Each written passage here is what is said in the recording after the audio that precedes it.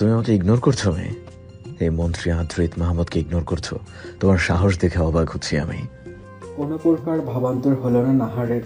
নিজ কাজে মগ্ন থাকলো সে।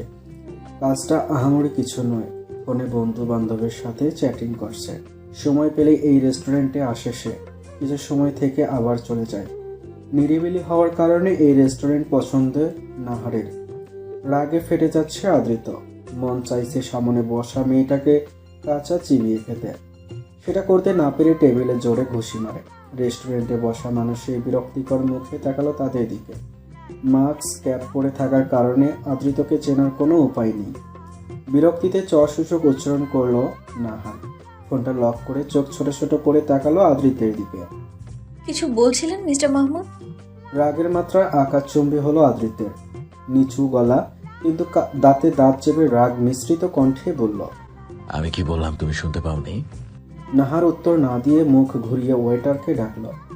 এক কাপ কফি প্লিজ। ওয়েটার চলে গেলে নাহার এবার ভালো করে তাকায় আদৃতের দিকে। আদৃতের চোখ দুটো শুধু দেখা যাচ্ছে, তাতেও বোঝা যাচ্ছে কি পরিমাণ রেগে আছে। কিন্তু নাহারের তাতে কিছু যায় আসলো না বলে মনে হলো না। কফি এলে তাতে চুমুক দিতে দিতে বলল, আপনি বললেন আমি আপনাকে ইগনোর করছি। আপনার সাথে তো আমার জানা মতে এমন কোনো সম্পর্ক নেই যার জন্য আপনার সাথে আমাকে চিপকে থাকতে হবে। তাহলে ইগনোর করা কথাটা এলো কি করে? সরি, আপনার জন্য কফি অর্ডার দিতে পারলাম না, কারণ আপনি না খেয়েই উঠে যাবেন। আর আমি কোনো বড়লোক বাপের মেয়ে নই। সত্যি সত্যি আদৃত আর এক মুহূর্ত থাকলো না সেখানে। রাগে গজগজ করতে করতে উঠে চলে গেল। আদৃতের যাওয়ার পানে তাকিয়ে নাহার নিজ মনে বলে উঠল, আপনি অন্য মেয়েদের ক্রাশ হতে পারেন মিস্টার মাহমুদ, কিন্তু এই নাহারের নয়। একের পর এক পাঞ্চিং ব্যাগে পাঞ্চ করছে আদৃত। রাগ কমছেই না তার। একজন মন্ত্রী হয়ে বেহায়ার মতো সে নাহারের পিছনে ঘুরছে, অথচ ওই মেয়ে তাকে পাত্তাই দিচ্ছে না। আরজু এসে কোনো মতে থামায় তাকে। ভাই কি করেন এসব? তুই দেখলি আর্য, ওই মেয়ে আমাকে পাত্তাই দিল না, আমাকে পাত্তা দিল না। এরকম সিংহের মতো গজরালে হরিণ কি নিজে এসে ধরা দিবে? বিড়বিড় করে বলল আরজু। তবে আদৃতের কান অব্দি ঠিকই পৌঁছাল। ভ্রু কুচকে তাকালো আদৃত। কিছু না বলার ভান করলো আরজু। তুই কি বলতে চাইছিস? আমি ওর সামনে বিড়ালের মতো মিউ মিউ করবো? হ্যাঁ সূচক মাথা নাড়ায় আরজু। চোখ সরু করে আরজুকে দেখে আদৃত। আরজু চলে যায়। আদৃত ভাবে মেয়েটার মায়ায় সে কিভাবে পড়েছিল। নাহার মোটেও অন্য আর 5টা মেয়ের মতো নয়। যেখানে কিনা মন্ত্রী আদৃত মাহমুদ বলতে পাগল মেয়েরা, সেখানে নাহার নামক মেয়েটা তাকে সহ্যই করতে পারে না। পরন্তু এক বিকেলে ফুটপাতের শিশুদের খাবার খাওয়াতে দেখেছিল নাহারকে। পরনে ছিল সাদা শাড়ি। খোঁজ খবর নিয়ে জানতে পেরেছিল সেদিন নাহারের মায়ের মৃত্যুবার্ষিকী ছিল। মেয়েটাকে মুগ্ধ হয়ে দেখেছিল আদৃত। ধীরে ধীরে ভালোবাসার জন্মায় মেয়েটার প্রতি। মধ্যবিত্ত ঘরের মেয়ে নাহার টিউশনি করে নিজের এবং পরিবারের খরচ চালায়। চাকরির জন্য অনেক জায়গায় ইন্টারভিউ দিচ্ছে। পরিবারে দাদা দাদি আর ছোট ভাই সিনু। মা মারা গিয়েছে তাকে জন্ম দেওয়ার সময়। বাবার খোঁজ জানে না সে, এমনকি কোনোদিন দেখেওনি। দাদা দাদির থেকে শুনেছে নাহারের জন্মের সময় তার মা মারা যাওয়ার কারণে তার বাবা তাকে না দেখেই চলে গেছে। কোথায় গেছে কেউ জানে না। স্ত্রীকে ভীষণ ভালোবাসতেন তিনি। কোনোদিন আর তাদের কাছে ফিরে আসেননি। নাহার কোনোদিন দাদা দাদির কাছে জানতেও চায়নি বাবার বিষয়ে। সিনু তার নিজের ভাই নয়। রাস্তায় বিধ্বস্ত অবস্থায় পেয়েছিল সিনুকে। তখন সিনুর বয়স ছিল 2 আর এখন 9। স্কুল থেকে নিতে এসেছে সিনুকে। মন্ত্রীকে নিজের দিকে আসতে দেখে বিরক্তিতে মুখ কুঁচকে গেল নাহারের। আদৃতকে দেখে চেনার উপায় না থাকলেও নাহার ঠিকই চিনল। রিক্সার জন্য দাঁড়িয়ে আছে নাহার। শোনো মেয়ে। নাহার, নাহার নাম আমার। কাট কাট কণ্ঠে বলল নাহার। রাগ উঠল আদৃতের। চোখ বন্ধ করে নিজেকে নিয়ন্ত্রণ করল। কোনোভাবেই সে রাগ দেখাবে না। সে যাই হোক, এখানে দাঁড়িয়ে আছো কেন? রিক্সাওয়ালা মামারা আমাকে বললো এখানে দাঁড়িয়ে অপেক্ষা করতে, তারা শাহবাগ থেকে একটু ঘুরে আসবে। আজকাল দেখি মন্ত্রীরা রাস্তায় এসে পথচারীদের এসব জিজ্ঞেসও করে। মুখ বাঁকিয়ে বলল নাহার। একবারও তাকালো না আদৃতের দিকে। সোজা কথায় সোজা উত্তর দিতে পারো না মেয়ে? বাঁকা উত্তর দিলাম বুঝি? রিক্সা দাঁড় করিয়ে সিনুকে নিয়ে উঠে পড়ল। যেতে যেতে বলে গেল, শুনুন মিস্টার মাহমুদ, রাজনীতি আমার 2 চোখের বিষ এবং রাজনীতিবিদরাও। তাই বলছি, আমার পিছু ছেড়ে দিয়ে নিজের কাজ করুন। আমার পেছনে ঘুরে কোনো লাভ হবে না। নিজের মতো চলে গেল নাহার। পিছনে ফেলে গেল আদৃতকে। আদ্রিত রাগান্বিত মুখে মুচকি হেসে নাহারের উদ্দেশ্যে বলল, আদ্রিতের প্রেম পুকুরে তোমাকে ভাসাবই প্রেয়সী।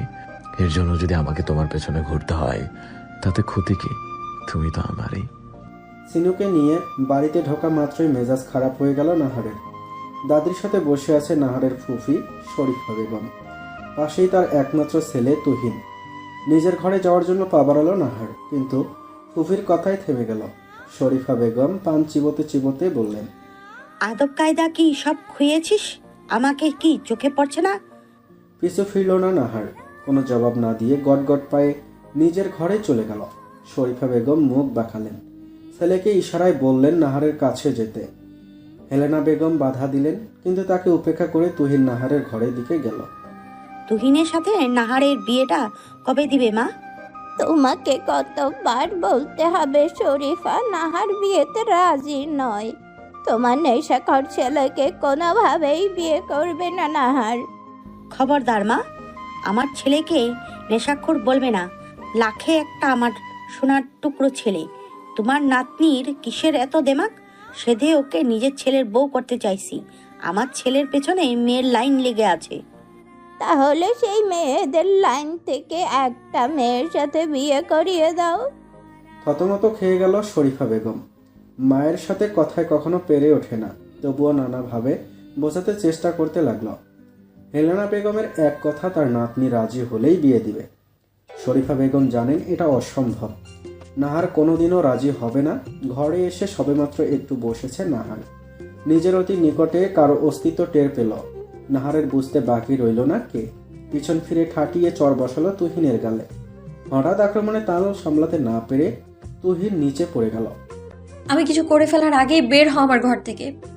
চিৎকার করে বলল নাহার। অতিরিক্ত রাগের ফলে নাক তির করে কাঁপছে। চোখে মুখে স্পষ্ট ফুটে উঠেছে রাগ। তুহিনকে সেভাবে থাকতে দেখে কলার ধরে দাঁড় করালো। ধাক্কা মেরে নিজের ঘর থেকে বের করে দরজা লাগিয়ে দিল নাহার। রাগ ঘৃণায় গা রিডি করছে। ছোটবেলায় নানানভাবে নিজের ফুপুর ছেলের কাছেই হেনস্থা হয়েছে নাহার। মনে পড়তেই গা গুলিয়ে যাচ্ছে। ওয়াশরুমে চলে গেল নাহার। চোখে পানি চিকচিক করছে। তুহিন হতভম্ব হয়ে দাঁড়িয়ে আছে ঘরের বাইরে। এখনো বুঝে উঠতে পারছে না এসব কি হলো। তার সামনে নাহার ভয়ে সবসময় গুটিসুটি হয়ে থাকত। সেই মেয়ের হঠাৎ এমন রূপ ভীষণভাবে নাড়িয়ে দিয়েছে তাকে। রেগে নাহারের দরজায় করাঘাত করে একবার। তোকে আমি দেখে নেব নাহার, তুহিনের গায়ে হাত দেওয়ার ফল পাবি তুই। তুহিনের ঠোঁটের কোণে রক্ত দেখে শরীফা বেগম অস্থির হয়ে উঠলেন। গালে হাত দিয়ে বললেন, কি হয়েছে তোর বাবা? দেখ, কারো কাছে থাপ্পড় খেলো নাকি? তোর ছেলেকে সাবধান করবি। যাকে এতদিন দুর্বল ভেবে এসেছে সে আর আগের মতো দুর্বল নেই। হাত পা ভেঙে ঝুলিয়ে রাখবে। ব্যঙ্গ করে বলল হেলেনা বেগম। তুহিন রেগে তার দিকে তাকালো। হনহনিয়ে বেরিয়ে গেল বাড়ি থেকে। পিছনে শরীফা বেগমও ছুটলেন। আমাকে বিয়ে করাবে বাবা? চোখ গোল গোল করে আদ্রিতর দিকে তাকায় জুনায়েদ সাহেব। খাবার পরিবেশন করতে থাকা আয়েশা বেগমের হাত থেমে যায়। তিনিও অদ্ভুত দৃষ্টিতে তাকান ছেলের দিকে। এভাবে তাকানোর কিছু হয়নি? আমার যে 2 বাচ্চার বাপ হওয়ার বয়স হয়ে গেছে সেটা কি তোমাদের চোখে পড়ে না? কাশি উঠে যায় জুনায়েদ সাহেবের।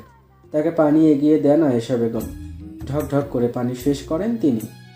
তোমরা যদি দিতে না পারো তাহলে বলে দাও, আমি না হয় বিয়ে করে তোমাদের বৌমাকে নিয়ে আসবো। নির্লজ্জ ছেলে। বিয়ে করতে চাইলে বুঝি নির্লজ্জ হয়ে যায় মানুষ? তাহলে তো তুমিও নির্লজ্জ। দাদু থেকে শুনেছিলাম তুমি নাকি মাকে বিয়ে করার জন্য উঠে পড়ে লেগেছিলে। ছেলে তো তার বাপের মতোই হয়। মিটিমিটি হাসছে আয়েশা বেগম। নিজেকে আর পচাতে না দিয়ে জুনায়েদ সাহেব আশফিককে বললেন, সবে মন্ত্রী হয়েছ, আর কটা দিন যেতে দাও, তারপর তোমার জন্য মেয়ে দেখছি। মেয়ে দেখতে হবে না, মেয়ে পছন্দ করাই আছে। তুমি শুধু বিয়ের প্রস্তাব নিয়ে যাবে। বিয়ে ঠিক করে না আসতে পারলে মাকে নিয়ে অন্য বাসায় উঠবো আমি, তারপর তুমি একাই থেকো। খাবার শেষ করে উঠল আদ্রিত। ঠান্ডা মাথায় বাবাকে হুমকি দিয়ে চলে গেল। পার্টি অফিসে যেতে হবে তাকে। হ্যাবলার মতো চেয়ে থাকলো জুনায়েদ সাহেব। উচ্চ স্বরে হেসে উঠল আয়েশা বেগম। বাপ যেমন তার ছেলেও তেমন। অসহায় হলো জুনায়েদ সাহেবের মুখ। এখন যদি মেয়ের বাড়ি রাজি না হয় তাহলে তাকে তার প্রাণপ্রিয় সহধর্মিনীর থেকে আলাদা থাকতে হবে। না, এটা কোনোভাবেই সম্ভব নয়। মেয়ের বাড়ি অবশ্যই রাজি হবে। আজকেও চাকরির ইন্টারভিউ আছে নাহারের। এটা খুব সম্ভবত 13 নম্বর। ইন্টারভিউ রুম থেকে বেরিয়ে মেজাজ খারাপ হয়ে আছে নাহারের। আগেরগুলোর মতোই এবারও একই কাহিনী। ইন্টারভিউ রুমের লোকদের কুনজর বাজে প্রস্তাব। তাছাড়া আগে থেকেই মামা কাকার পাওয়ার খাটিয়ে চাকরিটা কেউ পেয়ে গেছে। বাইরে ঝুম বৃষ্টি নেমেছে। রাস্তা দিয়ে হাঁটতে হাঁটতে চিৎকার করে কথা শোনাচ্ছে ইন্টারভিউ রুমে থাকা লোকগুলোকে। ভিজে যুবথুবু হয়ে গেছে সে। অন্ধকার প্রায় নেমে এসেছে। নিজ মনে এদিক সেদিক করে হাঁটছে নাহার। হঠাৎ থেমে গেল সে। এমনি এমনি থামেনি। সামনে তুহিন সহ আরও দুটো ছেলে। বৃষ্টি প্রায় থেমে গেছে। আশেপাশে তাকিয়ে দেখে একটা নির্জন গলির মধ্যে চলে এসেছে সে। বৃষ্টিতে ভেজা অভ্যাস নেই নাহারের। বৃষ্টিতে ভিজলে কিছু সময়ের মধ্যেই শরীর দুর্বল হয়ে যায় তার। তুহিন সহ বাকি ছেলে দুজন এগিয়ে আসছে তার দিকেই। নাহার দেখল, কিন্তু ঠাই সেখানেই দাঁড়িয়ে থাকলো। মনে হচ্ছে এক্ষুনি পড়ে যাবে সে। তুহিন বিশ্রীভাবে হাঁটছে। নাহারকে যেন চোখ দিয়েই গিলে ফেলছে। নাহারের গায়ে হাত দেওয়ার আগেই কারো শক্ত হাতের ঘষিতে পিছনে ছিটকে পড়ল। নাহারের চোখ বন্ধ হয়ে আছে। পড়ে যাওয়ার আগেই কেউ নিজ বাহু ধরে আগলে নিল তাকে। কোলে তুলে নিয়ে বসিয়ে দিল গাড়িতে। চোখ খুলে নিজেকে নিজের ঘরেই আবিষ্কার করলো নাহার। সিনু দাদা দাদির পাশে বসে আছে। নিজের শরীর গরম অনুভব করলো। বুঝতে পারলো জ্বর এসেছে। মাথা ব্যথার এবং শরীর দুর্বল থাকার কারণে উঠতে পারলো না। ঘড়ির দিকে নজর পড়তেই দেখলো সকাল 8টা বাজে। অবাক হলো। গতকালের কোনো কিছুই মাথায় নেই তার। দুর্বল কণ্ঠে প্রশ্ন ছুড়ল, কি হয়েছিল আমার? আর আমি তো ইন্টারভিউ। থেমে গেল নাহার। গতকালের সবকিছুই মস্তিষ্কে হানা দিল। মনে পড়ে গেল সবকিছু। রাগে থরথর করে কেঁপে উঠল সে। ভয় পেয়ে গেল হেলেনা বেগম ও ওবায়দুল সাহেব। হেলেনা বেগম নাতনির মাথায় হাত রাখল। আদুরে গলায় বলল, শরীর খারাপ লাগছে নাহার? জ্বর তো এখনো ছাড়েনি, বল খারাপ লাগছে? তুহিন ভাই কোথায়? রাগের আভাস দেখা গেল হেলেনা বেগম এবং ওবায়দুল সাহেবের মুখ জুড়ে। জেলে? দাদুর দিকে সরু চোখে তাকালো নাহার। মাথা নিচু করে আছেন তিনি। কথা বাড়ালো না নাহার। ফ্রেশ হবে বলে তাদের ঘর থেকে বের করলো। পর মুহূর্তে আবার মাথার প্রশ্ন নাড়া দিল, সে কিভাবে বাড়িতে এলো? জ্ঞান হারানোর আগে কোনো একজন সুঠাম দেহের অধিকারী পুরুষের বাহুডরে নিজেকে দেখেছিল। মুখ দেখতে পায়নি সে। সিনু এখনো ঘরে, তাই তাকেই প্রশ্ন করে বসল। আমাকে কে বাসে দিয়ে গেছে ভাই? অন্য সকল বাচ্চাদের থেকে কিছুটা আলাদা সিনু। সবসময় চুপচাপ থাকে। বোন ছাড়া কারোর সাথে কথা বলে না। অন্য মানুষের থেকে দূরত্ব বজায় রাখে। আমি তাকে চিনি না আপু। আচ্ছা। হাজারটা প্রশ্ন মাথায় নিয়ে ফ্রেশ হতে ওয়াশরুমে ঢুকলো নাহার। ভাবছে সেই অচেনা মানুষটি না থাকলে তার কি হতো। নিজের ফুফাতো ভাইই কি না। ঘৃণায় সর্বোচ্চ গলিয়ে উঠছে নাহারে। বৃষ্টি না থাকলে হয়তো সে নিজেই উচিত শিক্ষা দিতে পারত তুহিনকে।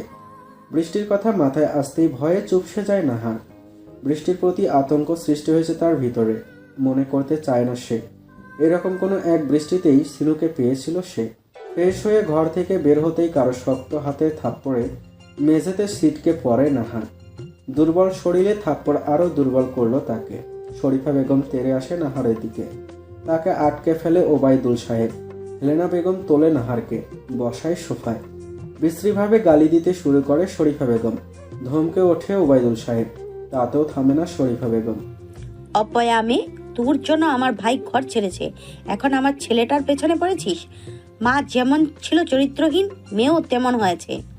নাহার মুখ বুঝে সহ্য করে, কিন্তু শরীফা বেগমের শেষাত্মক কথা শুনে রক্তলাল চোখে তাকায় শরীফা বেগমের পানে। শান্ত কণ্ঠে সুধায়, অতীত টেনে আনতে চাইছো ফুপু? মুহূর্তেই থেমে যায় শরীফা বেগম। তেজ না কমিয়েই নাহারকে বলে, আমার ছেলেকে কেন ফাঁসিয়েছিস? এক্ষুনি চল আমার সাথে, কেস তুলে নিবি। লজ্জা হওয়া উচিত তোমার ফুপু। কেস তুলবো না আমি, যদিও বা আমি কেস করিনি। তোমার কি একটুও খারাপ লাগে না ফুপু আমার জন্যে? আমি তো তোমার নিজের ভাতিজি। তোমার ছেলে ছোটবেলা থেকে নানাভাবে আমার হেনস্থা করে এসেছে। বলো, তোমাকে আমি এসব বলিনি? বলো। তুমি তখনও আমায় দোষারোপ করেছো। আর গতকাল যখন তোমার ছেলে আমার সম্মানের দিকে হাত বাড়ালো, তখন কি ওকে জেলে দেওয়া উচিত হয়নি? তুমি যদি ওকে ছোট থেকেই শাসনে রাখতে, তাহলে আজও নিজের মামাতো বোনের সাথে এমন কিছু করার সাহস পেত না। আমি কেন কোনো মেয়ের সাথে এমনটা করার সাহস পেত না? তোমার জন্যই তোমার ছেলে এমন হয়েছে ফুপু। ওর শাস্তি পাওয়া আবশ্যক। অসুস্থ শরীরে এত কথা বলার কারণে আরো অসুস্থ হয়ে যায় নাহার। ওবায়দুল সাহেবের কথায় নাহারকে ঘরে নিয়ে যায় হেলেনা বেগম। যাওয়ার আগে নাহার একবার তাকায় ফুফুর দিকে। তোমার ছেলের যথাযথ শাস্তির ব্যবস্থা আমি করব শরীফা। আমি যদি প্রথমেই কোনো পদক্ষেপ নিতাম তাহলে এত সাহস দেখাতে পারতো না। ভেঙ্গে পড়েন শরীফা বেগম। তুহিন একমাত্র আদরের ছেলে তার, কোনো কিছুর কমতি রাখেনি কখনো। বিয়ের কয়েক বছর পর তুহিনের আগমন। যে করেই হোক ছেলেকে জেল থেকে বের করবেন তিনি। আদৃতকে আপাতমস্তক পর্যবেক্ষণ করছে আরজু। পার্টি অফিসে এসেছে দেখছে, রেগে আগুন হয়ে বসে আছে আদৃত। দলের কয়েকটা ছেলে ইতোমধ্যে রাগের শিকার হয়েছে। আরজু তাদের নিষেধ করেছে যেন আদৃতের রাগ না কমা অব্দি আদৃতের সামনে না আসে। আরজু, আমি একজন মন্ত্রী হয়ে যদি কোনো মেয়েকে তুলে এনে বিয়ে করি তাহলে কি হবে? চোখ দুটো রসগোল্লার মতো বড় হয়ে যায় আরজুর। আদৃত তার দিকেই উত্তরের আশায় তাকিয়ে আছে। শুকনো ঢোক গিলল আরজু। আদৃত ফের বলল, ওই মেয়েকে তুলে এনেই বিয়ে করতে হবে। রক তেরা মেয়ে জীবনেও সোজা কথায় রাজি হবে না। আরজু এবার বুঝলো আদৃতের কথার অর্থ। সে খানিকটা এগিয়ে এলো আদৃতের দিকে। তারপর আদৃতকে ভালো করে দেখল। ভুরু কুচকে ফেললো আদৃত। স্যার, প্রস্তাব পাঠান আগে। আপনি মন্ত্রী, অবশ্যই ম্যাডামের পরিবার রাজি হবে। এটা বলার জন্য আমার মুখের সামনে আসলে তুমি? আরজু আবারও নিজের সোফায় এসে বসলো। প্রশ্ন করতে ইচ্ছে করলো আদৃত এত রেগে আছে কেন, কিন্তু করলো না। হিতে আবার বিপরীত হয়ে না যায়। আরজুকে দরকারি কাজে পাঠিয়ে চেয়ারে হেলান দিয়ে বসলো আদৃত। চোখ জোড়া বন্ধ করতেই ভেসে উঠল প্রেয়সীর ভেজা মুখখানি। সন্ধ্যার দিকে একটা কাজে যাচ্ছিল আদৃত। নাহারও সেই পথেই ছিল। হঠাৎ নাহারের সামনে তিনটে ছেলেকে দেখে অবাক হয়েছিল আদৃত। তারপর আবার নাহার ভিজেছে বৃষ্টিতে। দূর থেকে তুহিনকে দেখে স্বস্তি পায়। তুহিন যে নাহারের ফুফাতো ভাই সেটা জানে, কিন্তু যখন ভালো করে সবকিছু দেখলো মাথায় রক্ত উঠে গেল আদৃত্যের। তড়িৎ সে নাহারের কাছে এলো, তাকে গাড়িতে বসিয়ে দিয়ে ফিরল তুহিনের পানে। তুহিন আশা করেনি মন্ত্রীকে দেখবে এই সময় এই জায়গায়। তুহিনের সাথে থাকা ছেলেগুলো তৎক্ষণাৎ পালাতে চায়, কিন্তু আদৃতের সাথে থাকা গার্ডরা ততক্ষণে ঘিরে ফেলেছে তাদের।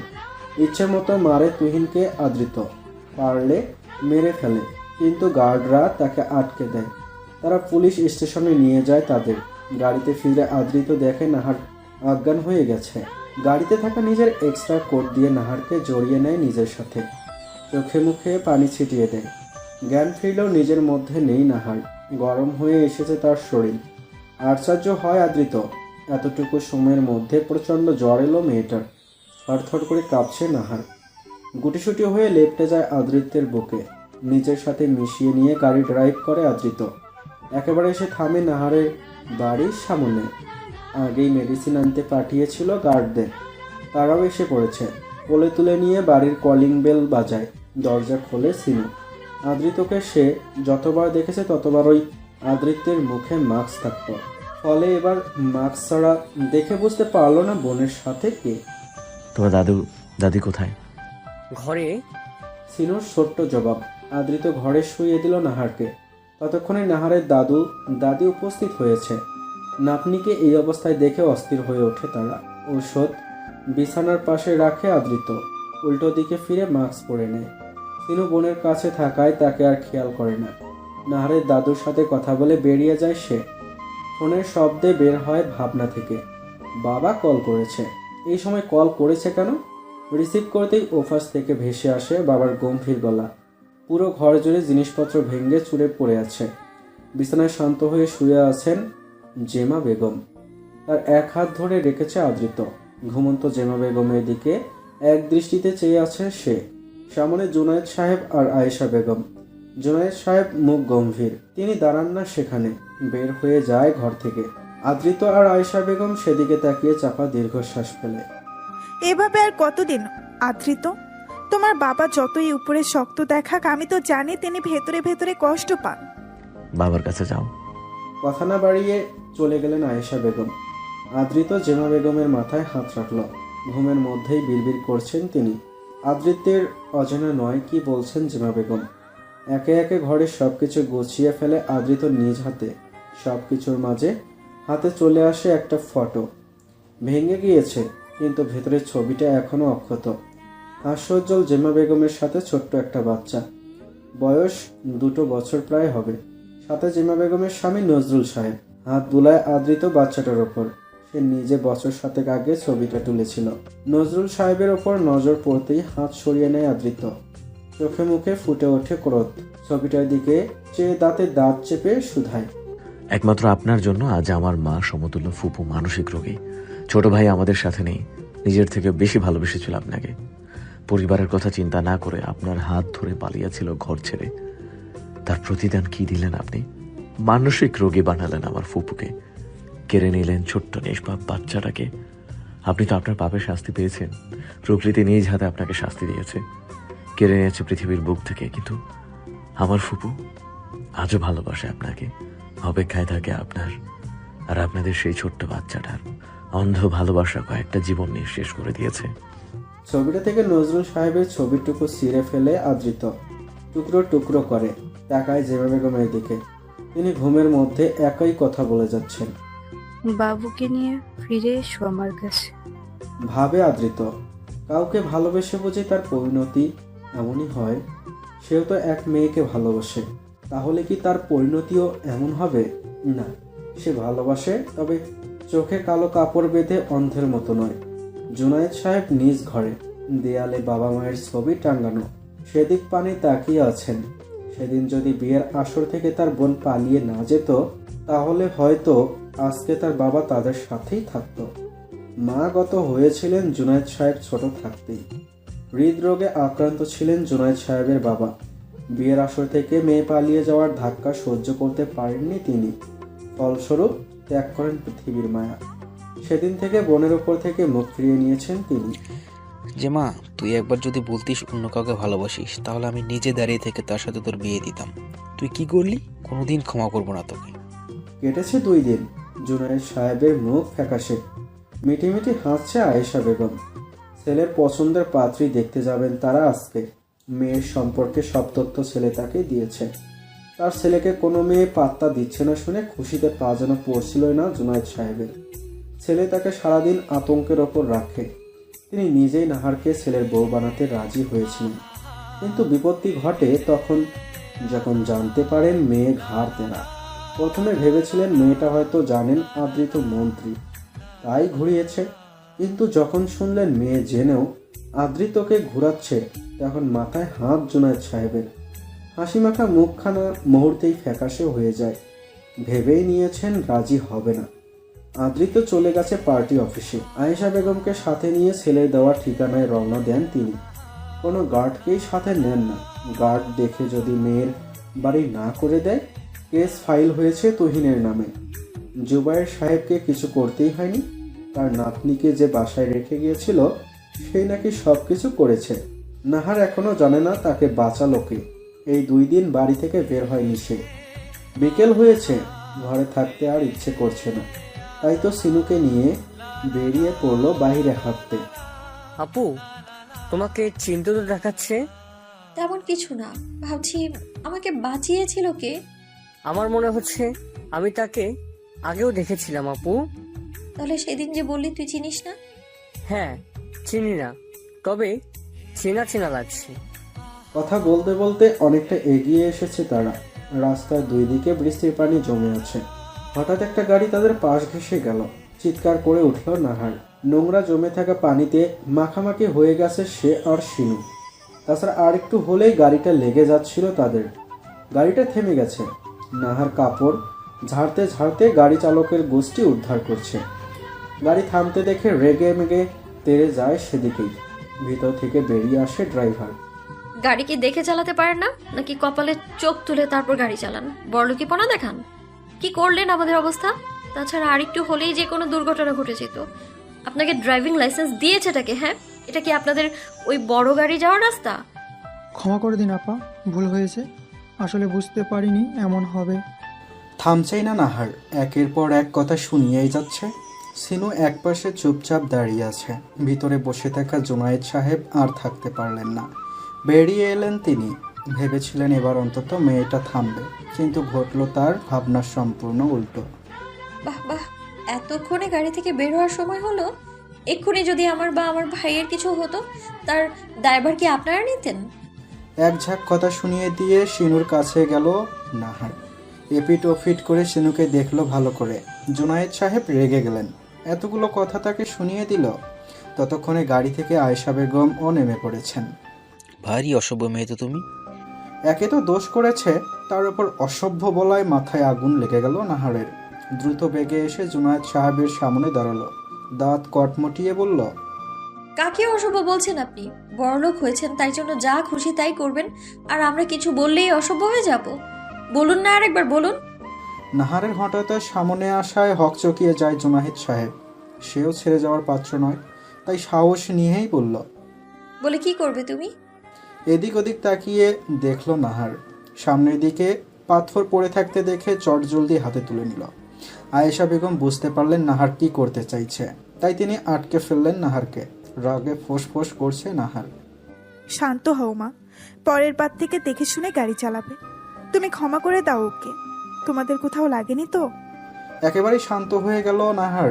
চোখ জোড়া গোল গোল করে আয়েশা বেগমের দিকে পূর্ণ দৃষ্টি ফেলল। কানে বাজলো আয়েশা বেগমের বলা মা ডাকটা। আয়েশা বেগম বুঝতে পারলেন না হঠাৎ কিভাবে শান্ত হয়ে গেল মেয়েটি। যে হাতে নাহারের হাত ধরেছেন আয়েশা বেগম, সেদিকে একবার তাকালো নাহার। কি সুন্দর অনুভূতি!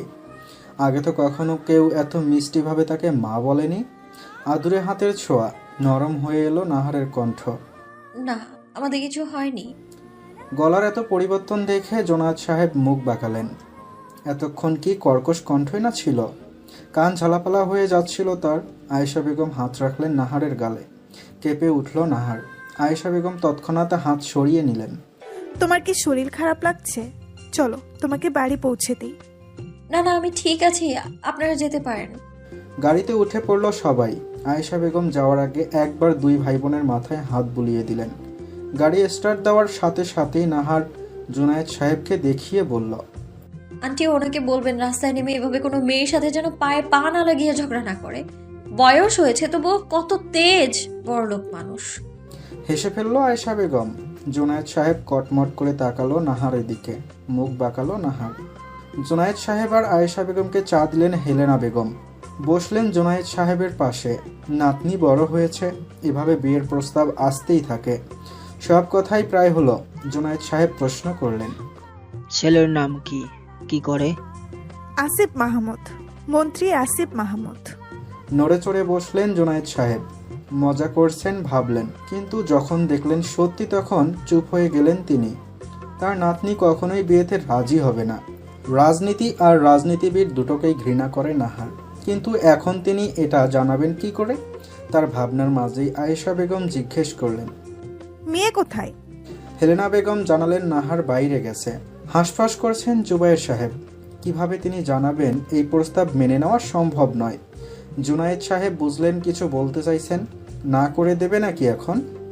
আমার নাতনি রাজনীতি আর রাজনীতিবিদ দুটোকেই বেশ অপছন্দ করে। জুনায়েদ সাহেবের মনে হলো জুবায়ের সাহেব কথাটার মাধ্যমে প্রস্তাবটা নাকচ করে দিলেন। তিনি কিছুতেই হাল ছাড়বেন না। জুবায়ের সাহেবকে কিছু বলার আগেই দরজার দিক নজর গেল।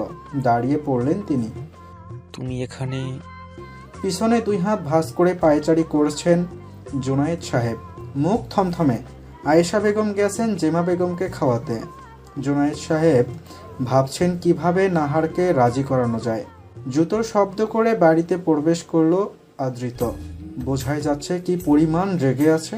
জুনায়েদ সাহেবের ফোন কলে নাহারের বাড়ির কাছ থেকে ফিরে এসেছে সে। না হলে আজকে কিছু একটা করে ফেলতো। ধপ করে সোফায় বসলো, এক হাত ঠেকলো কপালে। নিঃশ্বাসের শব্দ শোনা যাচ্ছে। জুনায়েদ সাহেব ও নিজের হাঁটা থামিয়ে দিলেন। অসহায় মুখে তাকালেন ছেলের দিকে। আদৃত জানে না নাহারকে দেখতে তার মা বাবা গিয়েছিল। জুনায়েদ সাহেব জানায় তারা গিয়েছিল। আদৃতের মুখের পরিবর্তন হলো। খুশি খুশি দেখল। হয়তো ভেবেছে নাহার রাজি হয়েছে। অত্যন্ত উৎফুল্ল কণ্ঠেই বলল, বিয়ের তারিখ ঠিক করেছো? জুনায়েদ সাহেব আদৃতের থেকে নজর সরালেন। চোরা চোখে আবার তাকালেন। আদৃত বেশ হাসি মুখে তার উত্তরের অপেক্ষা করছে। জুনায়েদ সাহেব করুণ গলায় বললেন, মেয়ে রাজি হলে তো বিয়ের তারিখ ঠিক করব। বাবার কথার অর্থ তৎক্ষণাৎ বুঝে ফেলল আদৃত্য। কিছু মুহূর্ত আগের চেপে যাওয়ার রাগ তরতরিয়ে উদয় হলো। নাহার যে রাজি হবে না সেটা তো তার জানাই ছিল। বেকার খুশি হয়েছিল। এটা বলতে তুমি আমাকে জরুরি তলব করলে? হ্যাঁ, আবার না। মানে? আরজু ফোন করেছিল। আদ্রিতের আর বুঝতে বাকি রইল না তাকে কেন এভাবে ডাকা হয়েছে। আরজুকে একবার শুধু হাতে পাক। ও বাড়িতে মা আর ফুপুকে নিয়ে আজকে উঠছে আমরা। শর্ত ছিল বিয়ে ঠিক করতে না পারলে মাকে নিয়ে আলাদা হব আমি। বাঁকা হেসে বলল আদ্রিত। চুপসে গেলেন জুনায়েদ সাহেব।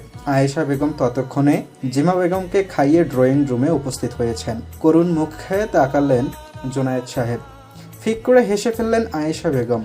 আদ্রিত উঠে নিজের ঘরের দিকে চলে গেল। এখন একটা লম্বা শাওয়ার নেওয়া প্রয়োজন। আদ্রিত যাওয়ার পরে তেতে উঠলেন জুনায়েদ সাহেব। এ ছেলে কিছুতেই আমার নয়, হতেই পারে না। হাসপাতালে নিশ্চিত বদল হয়েছে। নাহারদের বাড়িতে মোট 4টা ঘর। একটা ঘরে নাহার, একটা ঘরে সিনু আর দাদা দাদি থাকে এক ঘরে। আরেকটা ঘর ফাঁকা।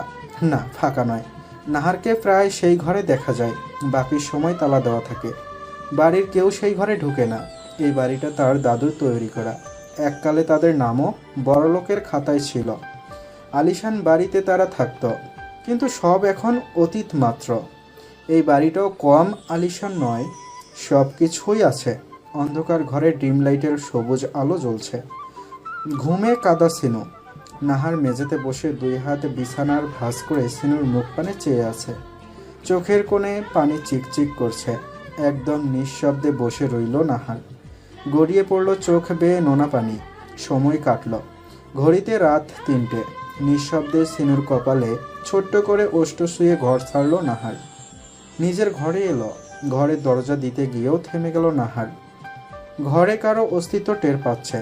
পিছনে কেউ দাঁড়িয়ে আছে মনে হয়। কোনো একটা কিছু আন্দাজ করতেই তড়িতে হাত মুঠো করে পিছন ফিরল। ঘুষিও মারল। আর্তনাদ করে উঠল কোনো এক পুরুষালী কণ্ঠ। বেশ কিছুক্ষণ থেকে আর্য তাকিয়ে আছে আদ্রিত্যের দিকে। আদ্রিত নিজে কাজেই মগ্ন। সে একবার খেয়াল করেছিল আর্য তার দিকে তাকিয়ে আছে। আর্য আর নিজের কৌতূহল চেপে রাখতে না পেরে সাহস সঞ্চার করে জিজ্ঞেস করেই ফেলল। আপনার নাকে কি হয়েছে স্যার? অতি সাধারণ একখানা প্রশ্ন, কিন্তু আদ্রিত তার পানে এমনভাবে তাকালো যেন এক্ষুনি কাঁচা গিলে খাবে। ভরকালো আর্য। বুঝতে পারল না ভুল কোথায় করলো যার কারণে এভাবে তাকাচ্ছে। আদ্রিত ফোনের স্ক্রিনে একবার দেখে নিল নিজের মুখ। নাকের ওপর ছোট্ট ব্যান্ডেজ, চারোপাশ লাল হয়ে আছে। তেমন কিছু না, নিজের কাজ করো। আবারও কাগজপত্র মুখ ডোবালো আদ্রিত। আর্য সন্দিহান দৃষ্টিতে একবার তাকিয়ে নিজ কাজ শুরু করলো। কিছু সময় পেরোনোর পর পার্টি অফিসে কয়েকটা ছেলেকে দেখা গেল। আদ্রিত ভুরুকুচকে তাদের দিকে তাকালো। ছেলেগুলো বেশ ভীত হয়ে দাঁড়িয়ে আছে। আদ্রিত সময় ব্যয় না করে তাদের এখানে আসার কারণ জিজ্ঞাসা করলো। তাদের উত্তর শুনে রেগে হাত মুষ্টিবদ্ধ করলো আদ্রিত। সবেমাত্র একটা টিউশনি শেষ করে আরেকটাতে যাওয়ার প্রস্তুতি নিচ্ছে নাহার। কড়া রোদ মাথায় যাচ্ছে সে, কাঁধে ব্যাগ। আরও আধ ঘন্টার সময় আছে। পছন্দের সেই রেস্টুরেন্টে প্রবেশ করল। সেখানে প্রায় সবাই তাকে চেনে। দীর্ঘ কয়েক বছর থেকে সে এই রেস্টুরেন্টের রেগুলার কাস্টমার। প্রতিদিন 1 কাপ কফি ছাড়া আর কিছুই অর্ডার করে না, শুধু শান্তির জন্য এখানে আসা। যে টেবিলটায় বসে নাহার, সেখানে আজ আরেকজনের উপস্থিতি পেল। মুখ ঘুরিয়ে বসে আছে লোকটি। নাহার বুঝতে পারল না কে সে। এগিয়ে গেল। লোকটি ফিরল তার দিকে। অবাক হলেও স্বাভাবিক থাকলো নাহার। বসল। লোকটি কফি খাচ্ছে। তুই এখানে কেন আসতে পারি না? তা কেন পারবি না? অস্বস্তি হচ্ছে নাহারের, সেটা তার মুখ দেখে যে কেউ বলবে। লোকটি তার দিকে তাকিয়ে মুচকি হাসল। অস্বস্তি হচ্ছে? না। আগের কথা এখনো মনে রেখেছিস? ভুলে যাও সব। আশ্চর্য হলো নাহার। লোকটিকে ভালোভাবে পর্যবেক্ষণ করলো। পরিবর্তন হয়েছে। আগে চঞ্চল ছিল, এখন গম্ভীর হয়েছে লোকটি। মুখে দাড়ি রেখেছে, কিন্তু কথার গভীরতা ঠিক আগের মতোই আছে। ওভাবে দেখছিস যে প্রেমে পড়ে যাবি। হেসে ফেলল নাহার। ধীরে ধীরে সব অস্বস্তি কেটে গেল নাহারের। রাফি, তুই হঠাৎ বিদেশে ছিলি না? আজকেই ফিরেছি। ভাবলাম প্রথম রিজেক্ট হয়েছি, যার থেকে তার সাথে একটু দেখা করে আসি। ভাবা যায় যে রাফিদ চৌধুরীর জন্য পাগল মেয়েরা তাকে কোনো এক রমণী রিজেক্ট করেছে। গম্ভীর হলো নাহার। তো যার জন্য রিজেক্ট করেছিলি তাকে বিয়ে করে ফেলেছিস নিশ্চয়ই। চোখ ছোট ছোট করে তাকালো নাহার। রাফিদ প্রসঙ্গ পাল্টানোর চেষ্টা করলো। বুঝলো কথাগুলো বলা ঠিক হয়নি। কিছুক্ষণ নীরবতা। সময় লাগলো দুজনের স্বাভাবিক হতে। স্বাভাবিক হওয়া মাত্রই সেই ভার্সিটি লাইফে যেন দুইজন ফিরে গেল। উচ্চস্বরে হাসি মজা শুরু হলো। রেস্টুরেন্টে এতদিন নাহারকে যারা দেখেছে তারা অবাক হলো না, কারণ আগেও এদের এভাবে দেখত। মাঝে কি যেন হলো, দুই বন্ধু আলাদা হয়ে গেল। এখন আবার একসাথে দেখে খুশি হয়েছে তারা। কিছুক্ষণ আড্ডা দিয়ে টিউশনির উদ্দেশ্যে বেরিয়ে গেল নাহার। রাফিদ চোখ বুজে চেয়ারে হেলান দিল, ডুব দিল পুরনো স্মৃতিতে। ভার্সিটি লাইফের বেস্ট ফ্রেন্ড তারা। বন্ধুত্বের শুরু সেখান থেকেই। নাহারের প্রতি আলাদা অনুভূতি অনুভব করত রাফিদ। প্রথমে বুঝতে না পারলেও পরে বুঝতে পারে এই নাহারকে ভালোবাসে। সময় অপচয় করেনি সে, জানিয়েছিল নাহারকে, এমনকি প্রপোজও করেছিল। সেদিন নাহার তাকে প্রথমবার জানিয়েছিল নাহারের ভালোবাসার মানুষ আছে। বন্ধুত্বের ফাটল ধরেছিল তাদের। নাহার স্বাভাবিকই ছিল, তবে রাফিদ নিজে যোগাযোগ বন্ধ করে নাহারের সাথে। পাড়ি দেয় বিদেশে। আজ 2 বছর পর ফিরেছে সে। ভেবেছিল তার ওপর নাহারের রাগ থাকবে, কিন্তু না, মেয়েটা তার সাথে স্বাভাবিক ব্যবহারই করলো। রাস্তায় হাঁটছে আর পুরনো কথা ভাবছিল নাহার। রাফিদের সামনে স্বাভাবিক থাকলেও এখন যেন কেমন কষ্টগুলো মাথা চারা দিয়ে উঠছে। বার কয়েক আওড়ালো রাফিদের বলা কথাটা, যার জন্য রিজেক্ট করেছিলিস তাকে বিয়ে করেছিস। নাহারের বলতে ইচ্ছে করছিল, তাকে আমি কাছে পেয়েও দূরে ঠেলে দিচ্ছি। নিজের কষ্টগুলোকে নিজের মধ্যে সযত্নে রেখেছে সে। শরীফা বেগম, স্বামী আঞ্জুল সাহেব সহ থানায়। আঞ্জুল সাহেবকে দেখে মনে হচ্ছে তার বিন্দুমাত্র ইচ্ছে ছিল না ছেলেকে ছাড়ানোর। অনেক কাঠখড় পোড়াতে হয়েছে আয়েশা বেগমকে। ভার্সিটির পথে যাচ্ছে আদৃত্য। ভার্সিটির 60% ডোনার সে। ছেলেগুলো এসে তাকে ভার্সিটিতে হওয়া কোনো ঝামেলার কথাই বলছিল। তখন থেকে রেগে আগুন। নাকের ওপর থেকে ব্যান্ডেজখানা একটানে খুলে ফেলল। সেখানে হাত দিচ্ছে, আবার হাত নামাচ্ছে। এভাবে তাকে কেউ দেখলে কি ভাববে? অবশ্য ভাবার বা কি আছে? মার্কস দ্বারা আবৃত থাকে সে সবসময়। দেখে কোনো উপায় নেই কারো। দাঙ্গা শুরু হয়েছে ভার্সিটিতে। বিরোধী দলের ছেলেপেলেরা শুরু করেছে। এত ছোট্ট একটা বিষয়ে আদৃত্যের যাওয়ার কোনো মানেই হয় না, কিন্তু এবার সে নিজেই যাচ্ছে। বেশ কয়েকবার এই ভার্সিটিতে দাঙ্গা হয়েছে। প্রতিবার দলের লোকেরাই সামলেছে, কিন্তু কোনো সুরাহা হয়নি। আধা ঘন্টা লাগলো ভার্সিটিতে পৌঁছাতে। স্টুডেন্ট নেই বললেই চলে। হয়তো তারা দাঙ্গা হওয়ার কারণে সরে গেছে। 2 দলের ছেলেপেলেরা শুধু আছে। আরও একজনকে দেখলো আদৃত্য, কিন্তু পাত্তা দিল না। লোকটা বোধহয় একটু রেগে গেল। প্রিন্সিপাল রুমে সে সহ লোকটি গেল। ইতোমধ্যে তাদের আগমনে মারপিট থেমে গেছে। বিরোধী দলের নেতা রাফিয়াত চৌধুরী আর আদৃত্য সামনাসামনি বসল। একে অপরের ওপর তীক্ষ্ণ নজর তাদের। প্রিন্সিপালকে বিরক্ত দেখাচ্ছে। প্রতিদিনে এসবে মারাত্মক বিরক্ত তিনি। এক পর্যায়ে সবকিছু ঠিক করা হলো। এবার আদৃত্যের আগমনে যেন সবাই একটু বেশি ভয় পেয়েছে। হুমকি দেওয়া হলো, কোনো স্টুডেন্ট নেক্সট টাইম এসবে জড়ালে তাদের সরাসরি রাস্টিকেট করা হবে। গেটে গিয়ে আবারও মুখোমুখি হলো রাফিয়াদ আর আদৃত্য। একসময় বন্ধু ছিল তারা, এখন একে অপরের বিরোধী দলের 2 নেতা। একজন সফলতা পেয়ে শাসন করছে, আরেকজন হেরে ব্যথা পাওয়া বাঘের ন্যায় হিংস্র হয়ে আছে। না, কোনো কথা হলো না তাদের মধ্যে, কিন্তু চোখে চোখে ঠিকই একে অপরের ওপর হিংস্রতা প্রকাশ করলো। রাফিয়াদ স্থান ত্যাগ করলো দলের ছেলেগুলোর সাথেই। আদৃত্য গাড়িতে উঠতেই যাবে, তার আগে নজর গেল দূরে দাঁড়ানো কোনো এক মেয়ের দিকে। থমকে দাঁড়ালো সে। মেয়েটার পরনে নীল ড্রেস, আদৃত্যের প্রিয় রং, বেনি সামনে রাখা। হঠাৎই ভীত হয়ে উঠল আদৃত্যের চোখ। কি আশ্চর্য! ভয়হীন চোখে ভয়। সাধারণত কোনো কিছুর ভয় নয়তো কাউকে হারানোর ভয়। ঝাঁকুনি দিয়ে উঠল তার পুরো শরীর। সাথে সাথে আর্যর নজরও পড়ল দূরে। তার মধ্যেও একই প্রতিক্রিয়া দেখা গেল। অবশ হয়ে আসা পা জোড়া নড়ছেই না, কিন্তু তবুও ছুটছে আদৃত্য। পিছনে গার্ড আর আর্য। জুনায়েদ সাহেবের সাথে রাস্তায় দেখা হয় নাহারের। না, কাকতালীয় নয়, জুনায়েদ সাহেবের প্ল্যান ছিল। ভাবটা এমন ধরেছে যেন কাকতালীয়ভাবে দেখা হলো। নাহার প্রথমে আশ্চর্য হলেও পরে বুঝতে পারে মন্ত্রী বাবা নিশ্চয়ই এই পথে এমনি এমনি আসবে না। শোনো মেয়ে। ব্যাস হয়ে গেল। চট করে মাথা গরম হয়ে গেল নাহারের। বাপ ছেলে মেয়েরা কি পেয়েছেন? মেয়ে মেয়ে, উফ, আমার কি নাম নেই কোনো? জুনায়েদ সাহেব চোখ পিটপিট করলেন। নাহার কোমরে হাত দিয়ে দাঁড়িয়ে তাকে অগ্নি চোখে দেখছে। গরমে ঘেমে নিয়ে একাকার অবস্থা নাহারের। জোনায়েদ সাহেব টিস্যু এগিয়ে দিলেন, কিন্তু নিল না নাহার। মুচকি হাসলেন জোনায়েদ সাহেব। মেয়েটাকে বেশ লেগেছে। ছেলেকে শায়েস্তা করার জন্য হলেও এই মেয়েকে বৌমা বানিয়ে নিয়ে যেতেই হবে। নাহারের টিউশনি করাতে যেতে দেরি হচ্ছে। বারবার হাতে পড়া ঘড়ি দেখছে। চোখ মুখ শক্ত করে জোনায়েদ সাহেবকে বলল, আমার দেরি হয়ে যাচ্ছে বড়লোক আঙ্কেল। জোনায়েদ সাহেব হাঁ করে তাকালেন। এটা কেমন সম্বন্ধ? বুঝতে পারলেন নাহারের তারা আছে। শোনো মা, তোমাকে আমার ছেলের বউ বানিয়ে নিয়ে যাবই, এটা তোমার হবু শ্বশুরের চ্যালেঞ্জ। নাকমুখ কুচকে ফেলল নাহার, বিড়বিড় করে শুধালো, পাগলের পরিবার। জোনায়েদ সাহেবের চলেই যাচ্ছিল, কিন্তু পিছন থেকে নাহারের আত্মচিৎকার শুনে থ মেরে দাঁড়িয়ে গেলেন। কোনো কিছু বুঝে ওঠার আগেই মাটিতে ছিটকে পড়লেন। মাথায় চোট লেগে অজ্ঞান হয়ে গেলেন তিনি। নাহার একবার দেখলো এসিড সোডা মানুষটার দিকে। বাইক নিয়ে ততক্ষণে পালিয়ে গেছে। জায়গাটা ঘিরে ফেলেছে আশেপাশের মানুষজন। নাহার হাতের এক পাশ সহ গলার কিছুটা অংশ জ্বলে যাচ্ছে, কিন্তু সেদিকে তার বিন্দুমাত্র লক্ষ্য নেই। জোনায়েদ সাহেবকে নিয়ে নিচে পড়ার কারণে আরও ব্যথা অনুভব হচ্ছে। জোনায়েদ সাহেবকে ধাক্কা না মারলে হয়তো এসিডে তিনি ঝলসে যেতেন। উপস্থিত মানুষজন দেখছে, কিন্তু এগিয়ে আসছেন না। সবার ভিড় ঠেলে বাবার মাথার কাছে এসে বসলো আদৃত্য। আরজুরা সহ মিলে গাড়িতে তুলল। কি বেকুলতা বাবার জন্য। নাহার তা দেখে মিষ্টি হাসল।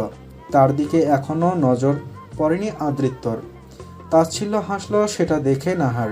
ওনার এক পাশ দিয়ে হাত চেপে ধরল। চোখ জোড়া বন্ধ হয়ে আসতেছে তার। এই বুঝি দুনিয়ার মায়া ত্যাগ করবে। আধো আধো চোখে দেখলো কিভাবে জোনায়েদ সাহেবকে গাড়িতে তুলছে। আদৃতের চোখের পানি আর সহ্য করতে না পেরে গগন বিদারী চিৎকার করে উঠল নাহার। বন্ধ হয়ে গেল নাহারের চোখ, লুটিয়ে পড়ল।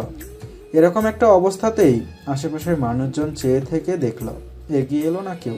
আদৃতের মুখে তখন মাস্ক বিদ্যমান। তুহিন ড্রেসিং টেবিলের সামনে দাঁড়িয়ে নিজের গালের ক্ষতগুলো দেখছে। কিভাবে মেরেছিল তাকে মন্ত্রী। হিংস্র দেখাচ্ছে তুহিনকে। হাতে ছোট্ট কাছের বোতল। বেঁচে গেলি তো, কিন্তু পরের বার আর বাঁচবি না। খুব দেমাক না তোর?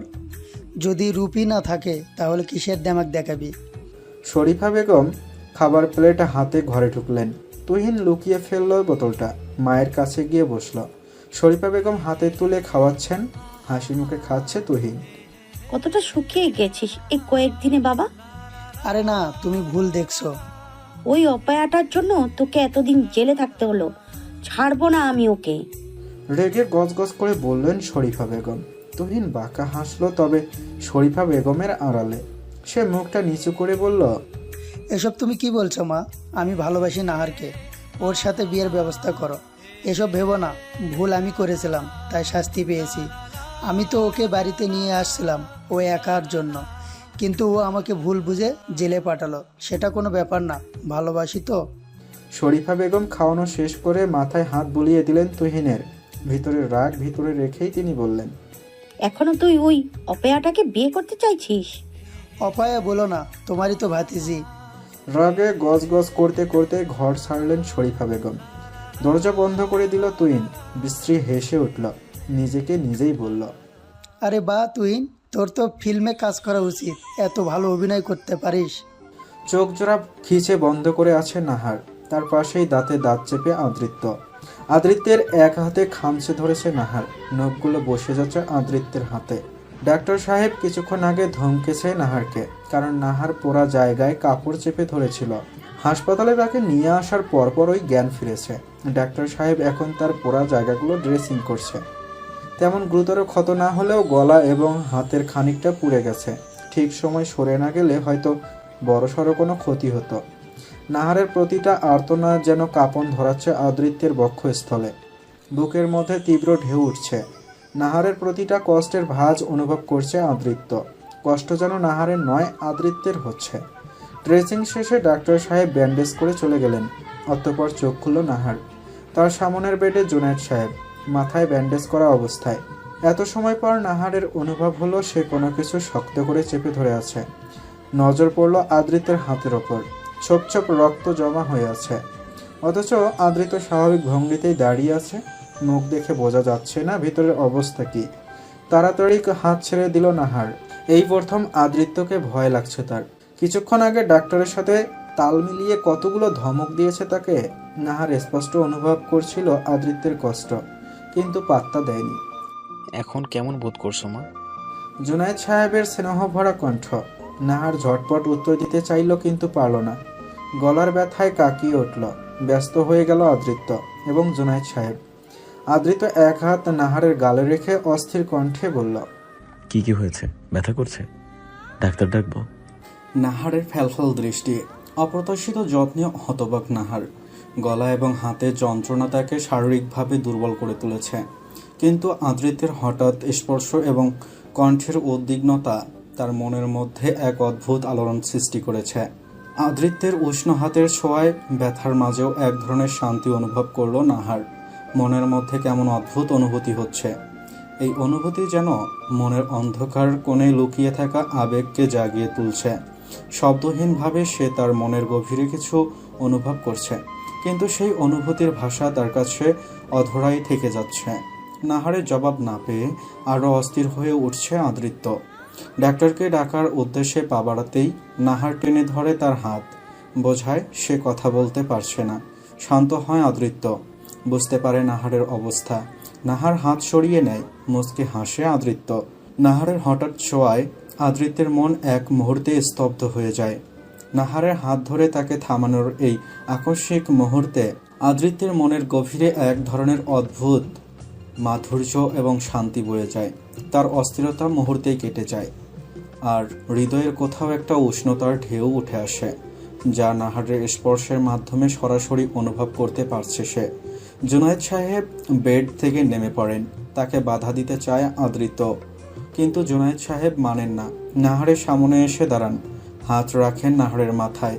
এই মুহূর্তে নাহার একদম শান্ত বাচ্চাদের মতো হয়ে আছে। আজ হঠাৎ তার জীবনে বাবার অপূর্ণতা অনুভব করছে। এই মেয়ে, মুখটা এরকম বাংলার পাস করে আসো কেন? মুখ বাঁকিয়ে বললেন জুনায়েদ সাহেব। ঘোর কেটে গেল নাহারের। মুখ বাঁকালো সে। কি ভেবেছিল আর কি হলো? জুনায়েদ সাহেব আড়ালে মুচকি হাসলেন। নাহার বলতে চাইল হয়তো কিছু, কিন্তু ধমকে উঠলেন জুনায়েদ সাহেব। মুখটা কুঁচকেই বললেন, এরকম অবস্থায় আমার সাথে ঝগড়া করতে চাইছো? চুপ, একদম চুপ। তাজ্জব বনে গেল নাহার। চোখ রাঙিয়ে তাকালো জুনায়েদ সাহেবের দিকে। জুনায়েদ সাহেব পাত্তা দিলেন না, বেশ ভাব নিয়ে বসলেন নাহারের সামনে। এদিকে নাহার তেলে বেগুনে জ্বলে যাচ্ছে।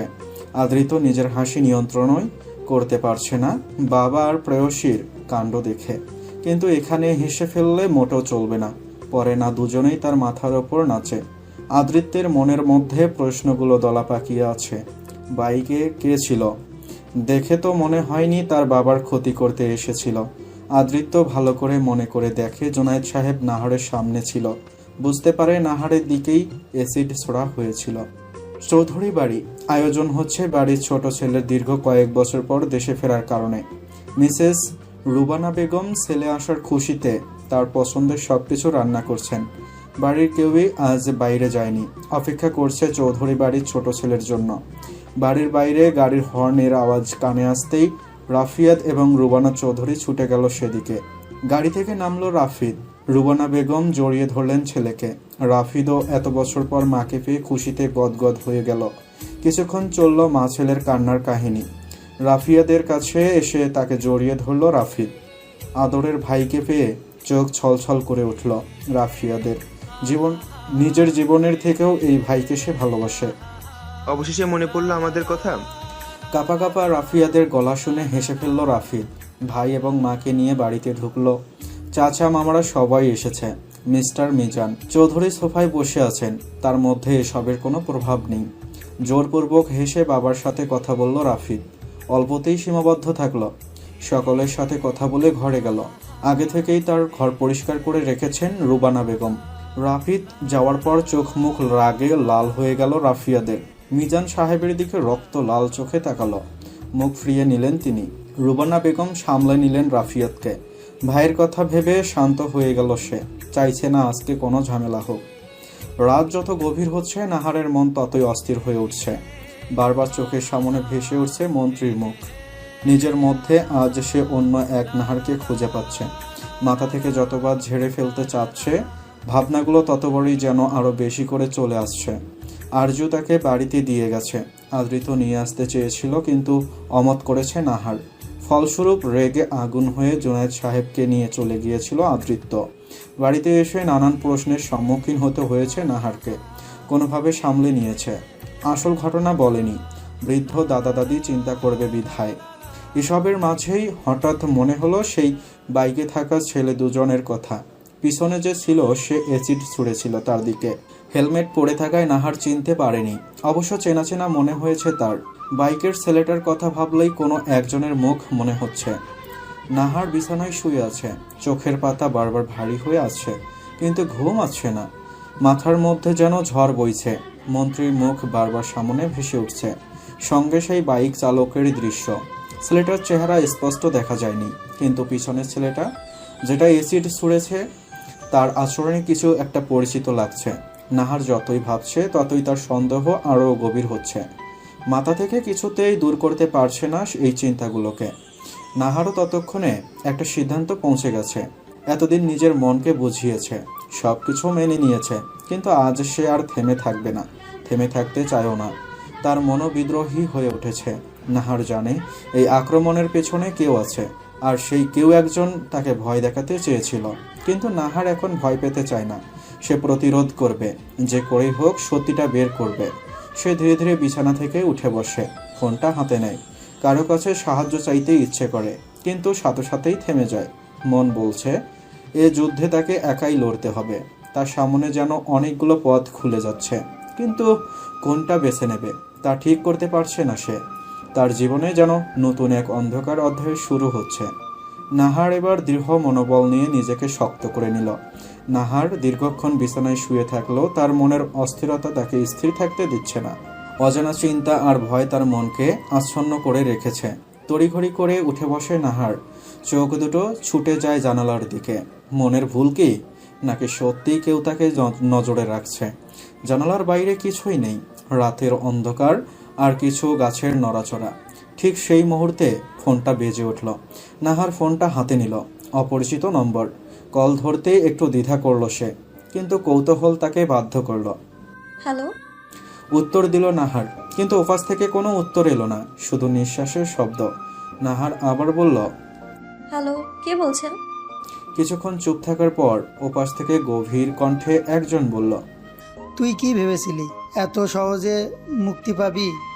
যা ঘটেছে তা কেবল শুরু, আরও কিছু অপেক্ষা করেছে তোর জন্য, সাবধান থাক। নাহারের রক্ত হিম হয়ে গেল। ফোনটা বন্ধ করে সে অস্থিরভাবে রুমের ভেতর হাঁটতে লাগলো। অতি পরিচিত কণ্ঠ, কিন্তু মনে করতে পারছে না কেন সে। অন্যদিকে আদৃত্য নিজের ঘরে বসেও শান্তি পাচ্ছে না। নাহারকে হাসপাতালে রেখে আসার পর থেকে সে আরও অস্থির হয়ে উঠেছে। নাহারের চোখে ভয় দেখার পর থেকেই তার হৃদয়ের ভেতরও এক ধরনের সংখ্যা ভর করেছে। বাইকের ছেলেটার মুখ না দেখতে পারলেও আদৃত্য বুঝেছে এই আক্রমণ কোনো সাধারণ ব্যাপার নয়। পাশের ঘর থেকে গুনগুন কান্নার শব্দ আসছে।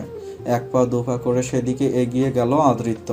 জেমা বেগমের দরজার সামনে এসে দাঁড়িয়ে পড়ল। দরজা খুলে ভেতরে নিঃশব্দে প্রবেশ করল। জেমা বেগম বিছানার মাঝখানে হাঁটুতে মুখ গুজে গুনগুনিয়ে কান্না করছে। আদৃত্য গিয়ে বসলো তার পাশে, কিন্তু কোনো পরিবর্তন হলো না জেমা বেগমের। ক্ষণে ক্ষণে কান্নার আওয়াজ বেড়েই চলছে। আদৃত্য চোখ বন্ধ করে বিছানার কোনায় হেলান দিল। মা সমতুল্য ফুফুর এমন করুণ অবস্থা তাকে ভেতরে ভেতরে ভেঙে দিচ্ছে। আদৃত্য ধীরে ধীরে ফুফুর দিকে তাকালো। তার মনের মধ্যে এক ধরনের অসহায়ত্ব অনুভব করছে। জেমা বেগমের কান্নার শব্দ যেন ঘরের প্রতিটি কোণে প্রতিধ্বনিত হচ্ছে। কিছুক্ষণ পর আদৃত্য আস্তে করে জেমা বেগমের কাঁধে হাত রাখল। আমি খুঁজে এনে দেব ফুপিমা। তার কণ্ঠস্বর নরম, কিন্তু জেমা বেগম কিছুই শোনেননি বলে মনে হলো। একসময় হাল ছেড়ে দিল আদৃত্য। সারা রাত এই কান্না শুনতে হবে, কিছুই করার নেই তার। সব রকম চেষ্টাই তো করলো। পরদিন সকালে নাহার তার দাদিকে বলে বেরিয়ে পড়ে। হাসপাতালে যাওয়ার অজুহাত দেয়, কিন্তু আসল উদ্দেশ্য ভিন্ন। পার্টি অফিসে পৌঁছে নাহার ভেতরে প্রবেশ করে। ভেতরে গিয়ে সে অবাক হয়ে দেখে পরিবেশ বেশ শান্ত, কিন্তু মন্ত্রীর অফিসের দরজার সামনে পৌঁছাতেই নাহার দেখে ভেতরে জোরে জোরে কথা বলছে কেউ। দরজায় কান লাগিয়ে শুনতে চায়, কিন্তু শব্দগুলো ঠিক মতো বোঝা যাচ্ছে না। কয়েক সেকেন্ড পর দরজা খোলার শব্দ শুনে নাহার দ্রুত সরে দাঁড়ায়। ভেতর থেকে একজন গম্ভীর মুখে বেরিয়ে আসে। লোকটাকে দেখে তার মনে হলো সে চেনে। নাহার আর ধৈর্য রাখতে পারল না, কিছু একটা করতে হবে। নাহার লোকটাকে দেখে ঠিক মনে করতে পারল না কিন্তু সে বুঝল যে কিছু একটা লুকিয়ে আছে। মন্ত্রীর সাথে তার দেখা করা দরকার। অনেক প্রশ্ন জমা হয়ে আছে তার মনে। সে ধীর পায়ে মন্ত্রীর অফিসের দিকে এগিয়ে গেল। দরজায় নক করার আগে একটু দ্বিধায় পড়ল, কিন্তু মনে দৃঢ়তা দিয়ে সে সেই দ্বিধাকে কাটিয়ে উঠল। দরজায় নক করার সঙ্গে সঙ্গে ভেতর থেকে পরিচিত গম্ভীর কণ্ঠ এলো, ভেতরে আসো। নাহার দরজা খুলে ভেতরে ঢুকল। আদৃত্য তার সামনের চেয়ারে হেলান দিয়ে বসে আছে, চোখ শীতল কিন্তু বুদ্ধিদীপ্ত চাহনি। মন্ত্রীর এমন চেহারা দেখে তার ভেতরে একটু ভয় কাজ করলো, কিন্তু সেটা তাকে থামাতে পারল না। আপনি আমাকে ডেকে পাঠিয়েছেন, কিন্তু কেন?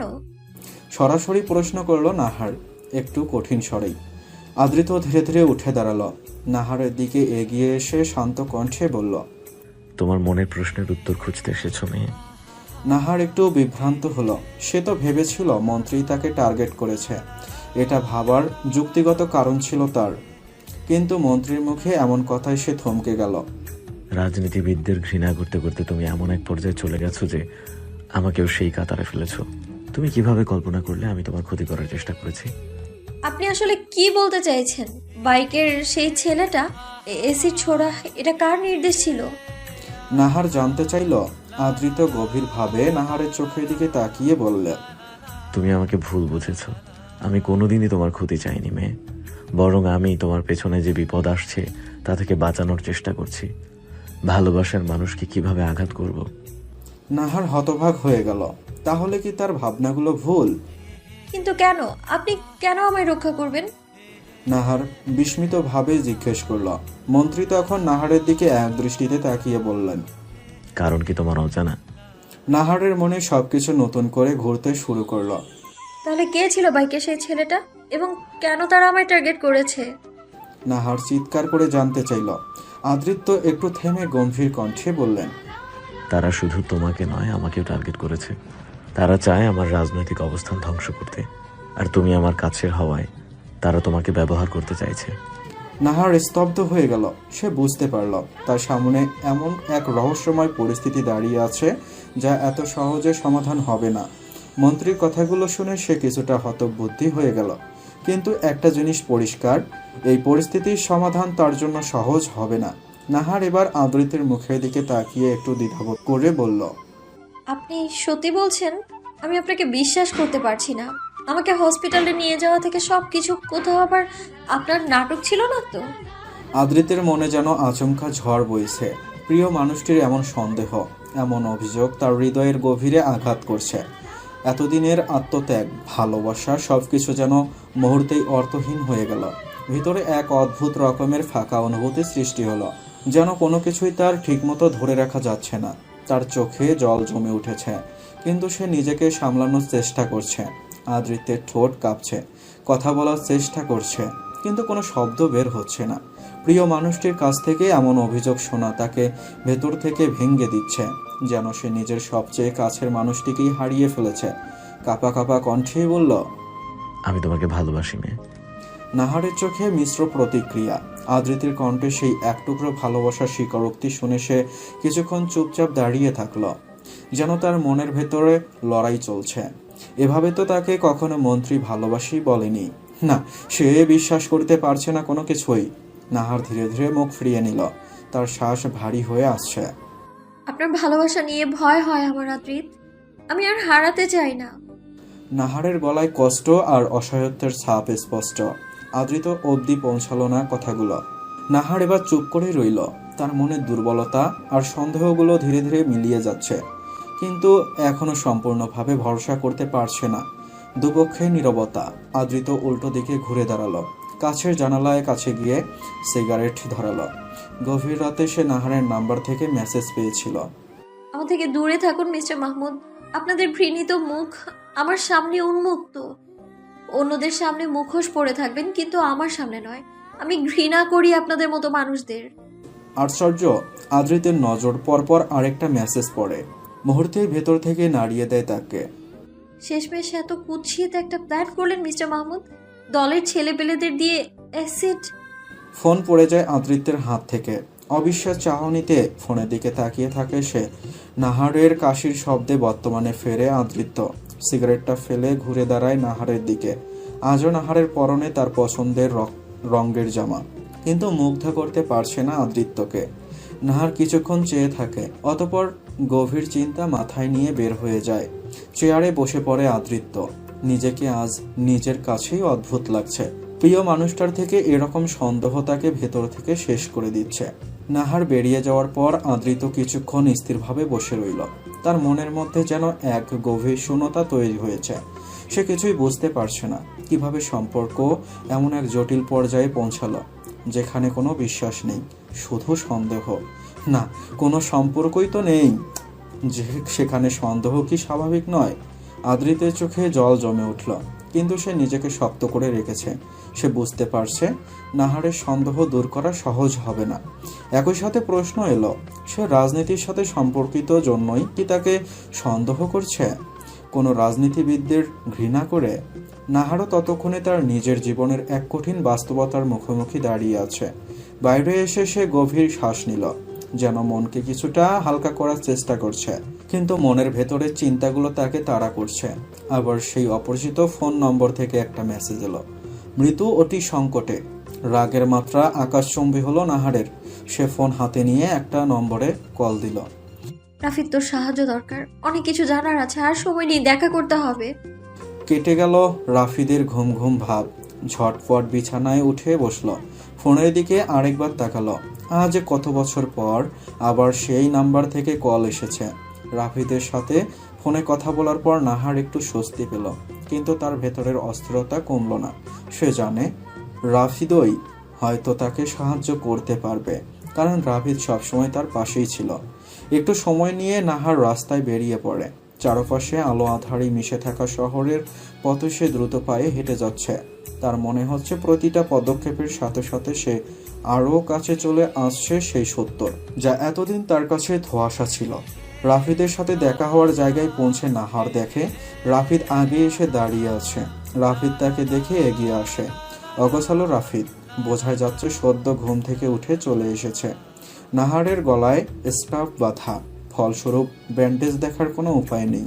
কথা বলতে কষ্ট হলেও সে প্রকাশ করেনি। কি হয়েছে নাহার, এভাবে কেন ডেকে পাঠালি? নাহার গভীর শ্বাস নিয়ে রাফিদের দিকে তাকায়। রাফিদ, আমার জীবনে যা ঘটেছে তুই তো জানিস। আমি কাউকে বিশ্বাস করতে পারছি না, আর আমার মনে হচ্ছে কোনো এক অজানা শত্রু আমার পেছনে লেগেছে, কিন্তু আমি জানি না কে সে। রাফিদ কিছুক্ষণ নীরব থাকে, তারপর নাহারের কাঁধে হাত রাখে। নাহার, তুই জানিস তুই দুর্বল না, তাহলে নিজেকে কেন দুর্বল প্রকাশ করছিস?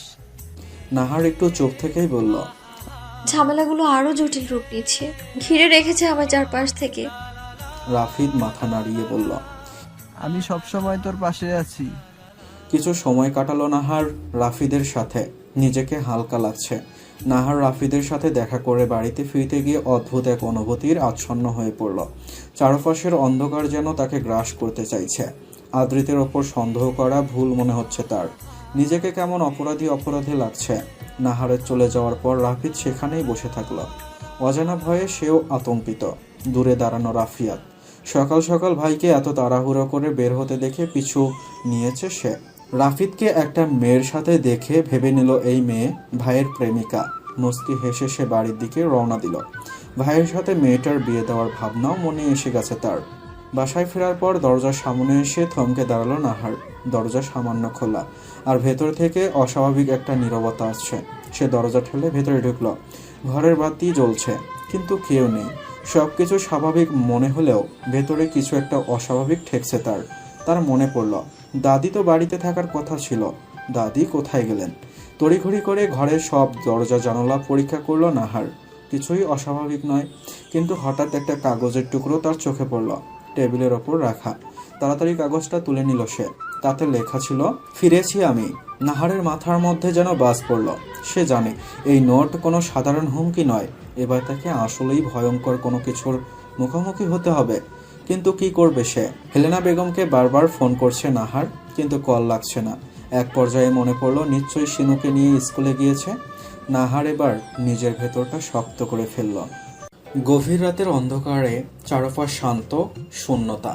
আকাশে মৃদু চাঁদের আলো, যা অন্ধকারকে রহস্যময় করে তুলছে। দূর থেকে পাখির ডাক ভেসে আসছে, যেন রাতে নতুন জীবন আনছে। পুরনো গাছের ছায়া পাতার ফিসফিসে গল্প বলে। শহরে আলো ধীরে ধীরে নিভে যাচ্ছে, আর রাস্তাগুলি জনশূন্য হয়ে পড়েছে। গভীর রাতের নিস্তব্ধতা, এ যেন এক অন্তহীন যাত্রা, যেখানে চিন্তায় ডুবে থাকা মনে হচ্ছে, আর অন্ধকারে অপেক্ষা করছে অজানা কিছু। নাহার ফোন হাতে নিয়ে বারবার টাইপ করছে মেসেজ, আবার ডিলিট করছে। অবশেষে আদ্রিতের নাম্বারে মেসেজটা দিয়েই দিল। ফোন বন্ধ করে ক্লান্ত শরীর বিছানায় এলিয়ে দিল। বারান্দায় আকাশপানে চেয়ে আছে আদ্রিত, চোখে একরাশ শূন্যতা, অশান্ত মন। হাতের মুঠোয় থাকা ফোন ভাইব্রেট করে উঠল। সম্পূর্ণরূপে ইগনোর করলো আদ্রিত। বেশ খানিকক্ষণ কেটে যাওয়ার পর কি মনে করে ফোন চেক করলো। মুহূর্তেই শান্ত হয়ে এলো অশান্ত মন। হাসি ফুটল মুখে। প্রেয়সীর নাম্বার থেকে গুটি কয়েক অক্ষরে মেসেজ এসেছে। Sorry mister Mahmud. এটুকুই যেন শান্ত করলো আদ্রিত্যকে। মাঝে কয়েকটা দিন পেরিয়েছে, সকলেই নিজ জীবনে স্বাভাবিক। নাহারের ক্ষতগুলো শুকিয়ে গেছে, কিন্তু বিশ্রী রকমের দাগ হয়ে গেছে। ফলস্বরূপ সবসময় গলায় স্ক্রাব থাকে। অজানা আতঙ্কে মন সবসময় অস্থির হয়ে থাকে। নিজেকে চিনতে অসুবিধা হয় নাহারের। সে তো এমন নয়, দূরে কোথাও চাকরির খোঁজ করছে। শহর ছেড়ে চলে যাওয়ার সম্পূর্ণ প্রস্তুতি নিয়েছে সে। তবে সমস্ত কিছু নিজের মাঝেই রেখেছে। বাড়িতে কেউ জানে না তার মনোভাব। এই কয়েকদিনে আদ্রিত্যের অনুপস্থিতি তাকে বেশ ভাবে নাড়িয়ে তুলেছে। সেদিনের পর আর আদ্রিত্যকে দেখিতে পায়নি। প্রথম প্রথম খুশি হলেও এখন কেমন যেন খারাপ লাগা কাজ করে। ভাবতে চায় না সে। টিউশনের উদ্দেশ্যে বেরোবে। সিনুকেও তৈরি করে নিয়েছে, স্কুল দিয়ে যাবে। গলি পার হতেই চেনা কেউ নজরে এলো তার। রাস্তার ওপাশে জোনায়েদ সাহেব। সেদিনের পর আর দেখা হয়নি ওনার সাথে। খোঁজ নিয়েছিল নাহার, সুস্থ আছে শুনে আর মাথা ঘামায়নি। নাহার যেন তাকে দেখেও দেখল না, সিনুকে নিয়ে চলে গেল। মুখ বাংলার পাঁচ হয়ে গেল জোনায়েদ সাহেবের। ছোট ছোট চোখ করে তিনি পিছু নিলেন নাহারের। বাড়ি থেকে স্কুলের দূরত্ব 20 মিনিট। কোনোদিন পায়ে হেঁটে যায়, আর কোনোদিন অতিরিক্ত তাড়া থাকলে রিক্সা। সেনুকে স্কুলের ভেতর ঢুকিয়ে দিয়ে নাহার এগোতে যাবে, তখনই নজরে এলো জোনায়েদ সাহেবের দাঁড়িয়ে কার সাথে যেন তর্ক করছে। চোখ বড় বড় হয়ে গেল নাহারের। তার মানে তার পিছু করছিল। জোনায়েদ সাহেবের দিকে এগিয়ে গেল সে। এক লোকের সাথে তর্ক করছেন তিনি। সামনের লোকটিও কম কিসে। দুজনে এমনভাবে ঝগড়া করছেন যেন পাড়ার দুই প্রতিবেশী মহিলা ঝগড়া লেগেছে। মানুষ জমা হতে শুরু করেছে। নাহার খানিক দাঁড়িয়ে শুনল সেসব।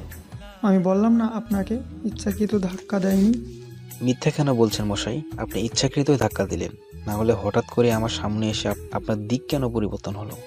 লোকটা এতক্ষণ গলাবাজি করলেও এবার জুনায়েদ সাহেবের কথায় হকচকিয়ে গেল। নিজেকে বাঁচাতে আরো জোরে গলাবাজি করলো। নাহার দেখলো পরিস্থিতি হাতের বাইরে বেরিয়ে যাচ্ছে। মানুষজন জায়গাটায় ভর্তি হয়ে গেছে। এক পর্যায়ে লোকটি জুনায়েদ সাহেবের দিকে তেড়ে আসলেন। নাহার গিয়ে তার সামনে দাঁড়ালো। মুখে মুচকি হাসি তার। লোকটি ভড়কে গেল। জুনায়েদ সাহেব খুশি হলেন। আঙ্কেল দেখুন তো আপনার পকেটে ওয়ালেট আছে কিনা। হাসতে হাসতে জুনায়েদ সাহেবকে বলল নাহার। জুনায়েদ সাহেব নাহারের কথার মানে ভালোভাবে ঠাওর করতে না পারলেও পকেটে ঢুকালেন। আশ্চর্য হয়ে গেলেন তিনি। নেই, ওয়ালেট নেই। নাহারের দিকে তাকাতেই আরো জোরে হেসে ফেলল নাহার। ইশারা করলো লোকটির পকেটের দিকে। কয়েক সেকেন্ড সময় লাগলো না জুনায়েদ সাহেবের বুঝতে লোকটি পকেট মেরেছে তার। ইস, হবু বৌমার সামনে এমন পরিস্থিতি। দাঁতে দাঁত চেপে লোকটির পকেট থেকে ওয়ালেটটা নিয়ে নিল নাহার। আশেপাশের মানুষজনের হাতে লোকটিকে ছেড়ে দিল। জুনায়েদ সাহেবের হাতে ওয়ালেটটা ধরিয়ে দিয়ে বলল, নিজের জিনিসের খেয়াল রাখতে শিখুন। হাঁটা ধরল সে। পিছে পিছে জুনায়েদ সাহেবও। কিছু দূর যাওয়ার পর বিরক্ত হয়ে দাঁড়িয়ে পড়ল নাহার। গরমে ঘেমে নিয়ে একাকার। কি যেন ভেবে সেই রেস্টুরেন্টটায় ঢুকলো নাহার। বসলো। জুনায়েদ সাহেব হাসি মুখে সামনে বসলেন। তিনি যেন বুঝতে পেরেছেন নাহার তার জন্যই রেস্টুরেন্টে ঢুকেছে। ব্যাগ থেকে টিস্যু বের করে জুনায়েদ সাহেবের দিকে এগিয়ে দিল। জুনায়েদ সাহেব নাহারের দেওয়া টিস্যু দিয়ে মুখ মুছে নিতে নিতে মৃদু হেসে বললেন, তোমার মতো সাহসী মেয়ে আজকাল খুব কম দেখা যায়। নাহার কিছু বলল না, চুপচাপ সামনে তাকিয়ে রইল। মাথার মধ্যে নানা রকমের ভাবনা খেলা করছে। অর্ডার দিতে গিয়ে নাহার কিছুক্ষণ দ্বিধায় পড়ল। জুনায়েদ সাহেব তা দেখে বললেন, কি নেবে? আজ কিন্তু আমি বিল দিচ্ছি। নাহার একটু কৌতুকের হাসি হেসে বলল, নিজের বিল আমি নিজেই দিতে পারি। কথাটা বলেই সে একটা সাধারণ খাবারের অর্ডার দিল, সাথে জুনায়েদ সাহেবের জন্য। জুনায়েদ সাহেব বেশ কিছুক্ষণ চুপ করে রইলেন। তারপর বললেন, তুমি নিজেকে অনেক একা করে ফেলেছো। এটা ভালো নয় নাহার। আমি জানি তুমি এখনো সবকিছু থেকে পালাতে চাইছো। নাহারের মুখে এক মুহূর্তের জন্য ছায়া নেমে এলো। পালানোর তো কারণ আছে। কারণ যাই হোক, তুমি এখানে একা লড়ছো। তোমার একা থাকা উচিত নয় নাহার। আর আমিও সেই দিনের পর থেকে ঠিক বুঝতে পারছি না কিভাবে তোমার সাথে কথা বলবো। ঠিক একবার তুমি আমার দিকে ভরসা রাখো। নাহার তার দিকে তাকালো, চোখের মধ্যে বিশ্বাসের আভাস। আপনি ঠিক কি বলতে চাইছেন আঙ্কেল? জুনায়েদ সাহেব একটু হেসে বললেন, আমার ছেলেকে বিয়ে করে আমাকে উদ্ধার করো। নাহার কিছু বলল না। জুনায়েদ সাহেবের রসিকতা এই সময় তার সামান্য হলেও ভালো লাগছে। ভাব জমে গেছে নিজেদের মধ্যে, কিন্তু সম্পর্ক এখনো সাপে নেউলে। আজ কি বাবা ছেলে প্ল্যান করে নাহারের সাথে দেখা করছে? আদৃত্যকে দেখে সেই প্রশ্নে মাথায় এলো নাহারের। সকালে জুনায়েদ সাহেবের সাথে দেখা হলো, এখন বিকেলে আদৃত্য। ঠোঁটের কোণে সামান্য হাসি ফুটে উঠল নাহারের, কিন্তু মুখ জুড়ে বিরক্তি দেখানোর চেষ্টা। নাহারের ঠিক সামনেই গাড়িতে আদৃত্য নাহারকে উঠতে বলল। নাহার দ্বিমত করল না। গাড়িতে উঠে বসার পর নাহার কিছুক্ষণ চুপ করে রইল। আদৃতের দিকে একবারও তাকায়নি, তবে তার ভেতরটায় কেমন যেন অস্থিরতা কাজ করছিল। নাহারের হঠাৎ মনে হলো সে এক ভিন্ন পৃথিবীতে চলে এসেছে। গাড়ির ভিতরটা নীরবতায় মোড়ানো। আদৃত আজ অস্বাভাবিক রকমের চুপচাপ। নাহার এক সময় নিজেই নীরবতা ভাঙল। এভাবে কোথায় নিয়ে যাচ্ছেন আমায়? আদৃত্য হালকা একটা দীর্ঘশ্বাস ফেলল। তোমার পালানোর জায়গা নেই নাহার। তুমি আবারও সবকিছু ছেড়ে দূরে যেতে চাইছো। আর কত পোড়াবে? নাহার চুপ করে রইল। আদৃত্যের গলার স্বরে অসহায়ত্ব, যা নাহারকে কিছুটা অসহায় বোধ করাচ্ছিল। গাড়ির গতি একটু বাড়ল। নিঝুম রাস্তা। আদৃত্য নাহারের দিকে না তাকিয়েই বলল, তুমি যদি আজ আমাকে সবকিছু বলতে না চাও, আমি বাধ্য করব না, আমি অপেক্ষা করব। নাহার অবাক হলো। আদৃত্যের এই শান্ত ধীর স্বভাবটা আজ নতুন করে ধরা পড়ল তার কাছে। সে জানতো না আদৃত্য এভাবে তার চিন্তার গভীরে পৌঁছে গেছে। নাহার চুপ করে রইল। আদৃতের কথাগুলো মনের ভেতর ধাক্কা দিচ্ছিল, কিন্তু সে বাইরে থেকে কিছু বুঝতে দিল না। গাড়ি ধীরে ধীরে শহরের সীমান্তের দিকে এগিয়ে যাচ্ছিল। নাহার জানালার বাইরে তাকিয়ে দেখতে লাগলো দ্রুত বদলে যাওয়া দৃশ্যগুলো। রাস্তার লাইট, দোকানপাট সব পেছনে ফেলে চলে যাচ্ছে, যেন তার নিজের জীবন থেকেও অনেক কিছু পিছিয়ে যাচ্ছে। আদৃত কিছুক্ষণ চুপ থেকেই বলল, আমি জানি তোমার অনেক প্রশ্ন আছে, কিন্তু কখনো ভেবেছো এই পালানোটা আসলে কি তোমার জন্য ভালো? একা থাকলে শুধু কষ্টগুলোই বাড়বে। নাহার এবার মুখ ফিরিয়ে আদৃত্যের দিকে তাকালো, একটু রুক্ষভাবেই বলল, আমি আপনাকে বিশ্বাস করি না মিস্টার মাহমুদ। আদৃত্য স্থির দৃষ্টিতে নাহারের দিকে তাকিয়ে থাকলো, তার কণ্ঠে একেবারে নরম। একটা ভুলের শাস্তি আর কত দিবে? নাহার কিছুক্ষণ চুপ থেকে গভীর একটা নিঃশ্বাস নিল। আমি আর কাউকেই বিশ্বাস করতে চাই না মিস্টার মাহমুদ। নিজের ছায়াকেও বিশ্বাস করতে ভয় করে আমার। গাড়িতে নাহার, ঝাঁকুনিতে নাহার নিজেকে সামলে নিয়ে আবার জানালার বাইরে তাকালো। আদৃত শান্ত কণ্ঠে বলল, তুমি কি আমাকে বুঝতে পারছো না, নাকি বোঝার চেষ্টা করছো না? নাহার কোনো প্রতিক্রিয়া দেখালো না। ভেতরের সমস্ত অনুভূতি মুছে গেছে, কিন্তু তার চোয়াল শক্ত ছিল। চোখে মুখে অবিশ্বাস আর অবজ্ঞার ছাপ। আদৃত একটু বিরক্ত হলেও নিজেকে সংযত রেখে বলল, একটা সুযোগ কি দেয়া যায় না? নাহার ধীরে ধীরে বলল, আবার বিশ্বাস ভাঙার জন্য? আদৃত গাড়ি চালানোয় মন দিল। নাহারের কথাগুলো ভেতরে ক্ষত বিক্ষত করছে তাকে। কোথায় নিয়ে যাচ্ছেন আমায়? নাহার হঠাৎ জিজ্ঞেস করল, একটা নির্জন জায়গায়, যেখানে একটু শান্তির দেখা মিলবে। গাড়ি এবার শহরের বাইরে একটা নিরিবিলি রাস্তা ধরে এগিয়ে চলল। চারপাশে ধীরে ধীরে সবুজের রাজ্য। দূর থেকে পাহাড়ের রেখা দেখা যাচ্ছিল। নাহার চুপচাপ জানালার বাইরে তাকিয়ে থাকলো। তার ভেতরে অস্বস্তি বোধ হচ্ছে। কিছুক্ষণ পর আদৃত্য গাড়ি থামালো একটা ছোট্ট লেকের পাশে। জায়গাটা খুবই নির্জন, শান্ত। পাখির ডাক আর হালকা বাতাসের শব্দ ছাড়া আর কিছুই শোনা যাচ্ছিল না। নাহার ধীরে ধীরে গাড়ি থেকে নেমে চারপাশে তাকালো।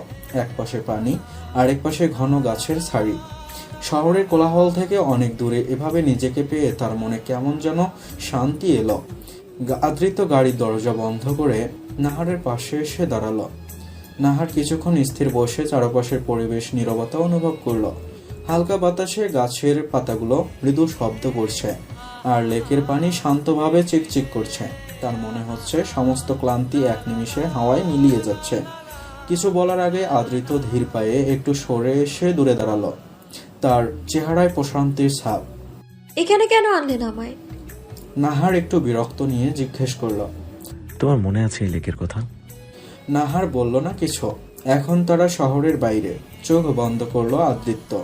ভার্সিটি পড়ুয়া একটা মেয়ে ব্যাগ ঘাড়ে হাতে এক গুচ্ছ গোলাপ নিয়ে দাঁড়িয়ে আছে, মুখে স্নিগ্ধতা, সদ্য ফোটায় কোনো ফুল। মেয়েটির ভার্সিটির শেষ দিন ছিল এটা। এখানে ঠিক এই সময় তাকে নিজের মনের কথা জানিয়েছিল মেয়েটি, কিন্তু শূন্য হাতে ফিরতে হয়েছে। সে রিজেক্ট করেছিল মেয়েটিকে, আজ সেই মেয়েটির পিছনে পাগলের মতো ঘুরছে। কি অদ্ভুত, মেয়েটি জানতেই পারেনি রিজেক্ট করার কারণ। মনে এক আকাশ সমান অভিমান নিয়ে তাকেও ফিরিয়ে দিচ্ছে প্রতি পদে পদে একইভাবে। আপনি সবকিছু ঠিক করতে পারবেন, ফিরিয়ে দিতে পারবেন পুরনো আমিকে? নাহারের প্রশ্নে থমকালো আদৃত্য। সবকিছু হয়তো না, তবে তোমার পাশে থাকতে পারবো যদি তুমি সেটা চাও। নাহার চুপ করেই রইল। সে জানতো না আদৃত্যের এই কথাগুলো তাকে কেন স্বস্তি এনে দিচ্ছে, কিন্তু তার ভেতরে সেই পুরনো ভয়, অবিশ্বাস আবারও মাথা চাড়া দিচ্ছে। আমি জানি না মিস্টার মাহমুদ। নাহার অবশেষে ধীরে ধীরে বলল, আমি সত্যিই জানি না। তোমার সিদ্ধান্ত নেওয়ার জন্য যতটা সময় লাগবে আমি অপেক্ষা করতে রাজি আছি। আদৃত্য চোখ ফরিয়ে লেকের দিকে তাকিয়ে বলল, তুমি যদি পালাতে চাও আমি বাধা দেব না, কিন্তু আমি চাই তুমি একটু স্থির হও, একটা সুযোগ দাও। নাহার এবার কোনো উত্তর দিল না, শুধু লেকের পানির দিকে তাকিয়ে রইল। হঠাৎ করেই সে অনুভব করলো তার জীবনটাও যেন এই পানির মতো, মাঝে মাঝে শান্ত, মাঝে মাঝে ঢেউয়ে ভরা। তার মনের ভেতর একটা লড়াই চলছিল। একদিকে সে আদৃত্যকে কথাগুলোর গুরুত্ব দিতে চায়, অন্যদিকে সে আবারও বিশ্বাস করতে ভয় পাচ্ছে। এই দ্বিধা তাকে আরও ক্লান্ত করে তুলছে। আপনি কি ভেবেছেন ওই সব কিছুর পরে আমি আবারও আপনাকে আগের মতো ভালোবাসতে পারবো? নাহার হঠাৎ প্রশ্ন করল, তার কণ্ঠে একটা কষ্টের ছোঁয়া। আদৃত্য একটু নীরব হয়ে রইল, তারপর গভীর শ্বাস নিয়ে বলল, আমি জানি আমার ভুলগুলো তোমাকে অনেক আঘাত দিয়েছে, আমি সেই আঘাত মুছতে পারবো কিনা জানি না, কিন্তু আমি চাই তুমি আমাকে আরেকটু সুযোগ দাও মেয়ে। নাহার মৃদু হাসল। সুযোগ? আপনি কি জানেন আপনার ভুলগুলো আমার জীবনটা পাল্টে দিয়েছে? আমি আর সেই মানুষটা নেই যে আপনাকে ভালোবেসেছিল। আদৃত্য মাথা নিচু করল, কথাগুলো তার ভেতরে গভীরভাবে বেঁধে গেছে। সে ধীরে ধীরে বলল, আমি জানি তুমি বদলে গেছো, আমি বুঝতে পারি সেই পুরনো বিশ্বাস আর নেই, কিন্তু আমি চাই তুমি অন্তত এটা জানো যে আমি তোমাকে আগেও ভালোবাসতাম, এখনো ভালোবাসি, ভবিষ্যতেও ভালোবাসবো। চমকে আদৃতের দিকে ফিরল নাহার। আগেও ভালোবাসত? তাহলে রিজেক্ট কেন করেছিল? প্রশ্ন করেই ফেলল। আগেও ভালোবাসতেন? আদৃত আর কিছু বলল না, সে শুধু নাহারের পাশে এসে দাঁড়িয়ে রইল। তার চোখ লেকের পানির দিকে নিবদ্ধ। কেউ কিছু বলতে পারছে না, অথচ সব কথা যেন তাদের চোখে মুখে স্পষ্ট হয়ে ফুটে উঠেছে। নাহার হঠাৎ দাঁড়িয়ে পড়ল। আদৃত অবাক হয়ে তার দিকে দেখল। নাহার ধীরে ধীরে বলল, দিলাম সুযোগ। মুচকি হেসে গাড়ির দিকে চলে গেল নাহার। সন্ধে হয়ে এসেছে। নাহারের এই আকস্মিক কথা আদৃতের হৃদয়ে তোলপাড় শুরু হলো। বিস্মিত, নাহার যে সোজাসুজি তাকে ভালোবাসার সুযোগ দিচ্ছে তা ভাবতেই তার হৃদস্পন্দন বেড়ে গেল। সন্ধ্যার নরম আলো, বাতাসের স্নিগ্ধতা, সবকিছু যেন তার অনুভূতিকে উজ্জীবিত করছিল। নাহারের দিকে তাকিয়ে সে অনুভব করলো তার হৃদয়ের গভীরভাবে অনুভূতিগুলো এখন প্রকাশের অপেক্ষায়। আদৃত চিৎকার করে ডাকল, প্রেয়সী। রাফিয়াদ হাসি মুখে বাড়ির ভেতর ঢুকল। এতদিন তার মাথায় প্রশ্ন ছিল মেয়েটাকে, ভাইয়ের এতদিনের গোপন প্রেমিকা। কখনো তাকে কিছুই বলল না, আজ সে নাহারের সব ডিটেলস নিয়ে এসেছে। বাড়িতে ঢুকে প্রথমে সে তার মাকে খুঁজে বের করলো। মা, তোমাকে একটা কথা বলতে হবে বলে রাফিয়াদ মায়ের পাশে বসলো। রুবানা বেগম একটু অবাক হয়ে ছেলের দিকে তাকালেন। কি ব্যাপার, তুই এত উত্তেজিত কেন? রাফিয়াদ হেসে বলল, ভাইয়ের জন্য ভালো একটা খবর আছে, তার জন্য একটা মেয়ে পছন্দ হয়ে গেছে। মা তৎক্ষণাৎ চিন্তিত হয়ে উঠলেন। কি বলছিস তুই? কে? কয়েকদিন আগে সকালে ভাইকে একটা মেয়ের সাথে দেখেছি, মনে হয়েছিল ভাইয়ের প্রেমিকা। খোঁজ খবর নিলাম। রুবানা বেগম ভ্রুকুচকে রাফিয়াদের কথা শুনছিলেন, কিন্তু পুরো ব্যাপারটা তার কাছে পরিষ্কার হচ্ছিল না। মেয়েটাকে? রাফিয়াদ কাঁধে ঝাঁকিয়ে বলল, নাম নাহার, বাবা মা নেই, এই ভাই আর দাদা দাদির কাছে বড় হয়েছে। রুবানা বেগম চিন্তিত মুখে একটা দীর্ঘশ্বাস ফেললেন। রাফিদ কিছু বলেছে? না মা, কিছু বলেনি, তবে তুমি একটু খোঁজ নাও। আমার মনে হয় মেয়েটার সাথে ভাইয়ের সম্পর্কটা আরো সিরিয়াস হতে পারে। রুবানা বেগম মাথা নাড়লেন, কিন্তু তার মন অশান্তি ভরে গেল। রাফিয়াদ জানে কারণ। কোন এক মেয়ের কারণেই বিদেশে পাড়ি দিয়েছিল তার ভাই। এখন সে চায় ভাইকে বিয়ে দিয়ে দেশেই আটকে ফেলতে। অন্ধকার ঘরটি একেবারে নিস্তব্ধ। চারপাশে কেবল কিছু মোমবাতির আলো, যার রহস্যময় পরিবেশের সৃষ্টি করছে। ঘরটির দেয়ালগুলি কালো রঙে আবৃত, আর এক কোণে পুরনো বইয়ের স্তূপ পড়ে রয়েছে। ঘরের মাঝখানে একটি বড় টেবিলের সামনে বসে আছে একজন পুরুষ। তার চেহারা অন্ধকারের মধ্যে ডুবে, কিন্তু তার চোখ দুটি উজ্জ্বল। সে এক হাতে একটি ছবি ধরে আছে। ছবিতে একটা মেয়ের হাস্যময় মুখ, যেন জীবন ও সৌন্দর্যের সমাহার। তার চোখের চাহনি সেই ছবির গভীরে কিছু খুঁজছে, কিছু কষ্টকর স্মৃতি মনে করিয়ে দিচ্ছে। তুমি তো ভাবতেই পারোনি যে আমি তোমার পেছনে আছি। লোকটি নিচু স্বরে নিজেকে বলল, তোমার এই হাসি, তোমার এই মুখ, সবকিছুতেই তোমার প্রতারণা করছে। তোমার মনে আছে? সে প্রশ্ন করলো ছবির দিকে তাকিয়ে। তুমি আমাকে রিয়েক্ট করেছিলে। তুমি ভাবতে পারোনি যে আমি ফিরে আসব। এখন সময় এসেছে তোমাকে শাস্তি দেওয়ার। টেবিলের ওপর ছবি রেখে উঠে দাঁড়ালো। তার গায়ে কালো কোট। আমি তোমার সবকিছু ছিনিয়ে নেব। তুমি জানো না আমি কি করতে পারি? মুখে হাসি ফুটে উঠল। ঘরের অন্ধকার যেন আরো গাঢ় হয়ে গেল। কিছুক্ষণের জন্য ঘরটি নিস্তব্ধ ছিল। কেবল একটি শব্দই ভেসে আসছিল, মোমবাতির ফলমের আগুনের ছটফট। এরপর সে টেবিলের ওপর থেকে ছবিটি উঠিয়ে নিল। তুমি এবার পালাতে পারবে না। গভীর রাত। নাহার মনে মনে ভাবছে ঠিক কি করে ফেলল সে। ওই লোকটা তো এক সময় তার সমস্ত আশা ভেঙে দিয়েছিল, এখন আবার কেন তাকে সুযোগ দিল সে? বিছানা থেকে উঠে জানালার বাইরে তাকিয়ে রইল নাহার। গভীর রাতে জ্যোৎস্না আলোয় চারপাশের দৃশ্য যেন একটু মায়াময় লাগছে, কিন্তু নাহারের মনের ভেতর চলতে থাকা দ্বিধা সেই মায়া দূর করে দিচ্ছে। হাতে থাকা ফোনটা বেজে উঠল। তার ঠোঁটের কোণে এক চিলতে হাসি দেখা গেল, যেন জানতই সে। রিসিভ করলো নাহার। আদৃত মৃদু হেসে বলে, কি ভাবছো? আমাকে সুযোগ দেওয়ার সিদ্ধান্ত কি পাল্টে ফেলেছো? নাহার ভ্রু কুঁচকে ফোনের দিকে তাকালো। আপনি মনে করেন আমি এত সহজে সিদ্ধান্ত পাল্টে ফেলবো? তুমি তো ঠিক এমনই, যে যখন তখন মনে করতে পারো তুমি ভুল করেছো। আদৃত মজার ছলে বলল। নাহার একটু রাগের সাথে বলল, আপনি কি বলতে চাইছেন? আমি কোনো ভুল করেছি? আরে না, আমি বলছি তুমি অনেক বেশি ভাবো। অত চিন্তা করো না। তুমি আমাকে সুযোগ দিয়েছো, তাই না? তাহলে দেখা যাক আমি কি করতে পারি। নাহার চোখ ছোট ছোট করেই বলে, আমাকে নিয়ে বেশি কথা বলবেন না। ভুলে যাবেন না আমি আপনাকে মাত্র সুযোগ দিয়েছি যাচাই করতে। আদৃত মুচকি হেসে বলে, আপনি খুব স্মার্ট বনে গেছেন দেখি। নাহার ঠোঁট কামড়ে নিজের হাসি চাপানোর চেষ্টা করল, কিন্তু চোখে মুচকি হাসির ছায়া ফুটে উঠল। আদৃত্য কপালে হাত ঠেকিয়ে বলল, আমি সবসময় স্মার্ট ছিলাম, তোমার নজরেই আসেনি। আহা, অহংকার শুরু হয়ে গেছে আবার। নাহার হেসে বলল, তবে আপনার এই অহংকার ভেঙে দিতে আমাকে খুব বেশি সময় লাগবে না। আমার অহংকার ভাঙাতে তুমি সফল হলে সেটা তো তোমারই সাফল্য। আমি তো শুধু অপেক্ষায় আছি। নাহার কিছুক্ষণ চুপ করে রইল, তারপর হঠাৎ হাসি থামিয়ে বলল, আপনি এত স্বাভাবিক থাকেন কি করে? আপনার মধ্যে এত কনফিডেন্স আসে কোথা থেকে আজব? তোমার থেকে। আদৃত সোজাসুজি বলল। নাহার একটু থমকে গেল, তারপর মৃদু হাসল। ধীরে ধীরে নাহারের ভেতরের অস্বস্তিগুলো কেটে যাচ্ছে, কিন্তু সেই পুরনো ক্ষত আর অভিমান এখনো তার মনের গভীরে রয়ে গেছে। নাহার জানালার কাছে গিয়ে বাইরের দৃশ্য দেখল। সূর্যের প্রথম কিরণগুলো আকাশের রং বদলে দিচ্ছে। চারপাশে এক ভিন্ন রকমের উচ্ছ্বাস ছড়াচ্ছে। আজকের দিনটা বিশেষ মনে হচ্ছে নাহারের। নাহার দ্রুত তৈরি হয়ে নিচ্ছে। আজকে তাদের প্রথম দেখা হওয়ার জায়গায় যেতে হবে। মনে মনে কল্পনা করছে আদৃত্য কেমন করতে পারে। সে কি সত্যি তার হৃদয়ের ক্ষত সারিয়ে তুলবে? ফোনে আদৃতের মেসেজ এলো, তোমার জন্য অপেক্ষা করছি, আশা করি তুমি সময় মতো আসবে। তার মনের মধ্যে একরকম দ্বিধা আর উত্তেজনার মিশ্রণ চলছে। একটা নতুন অধ্যায় শুরু হচ্ছে।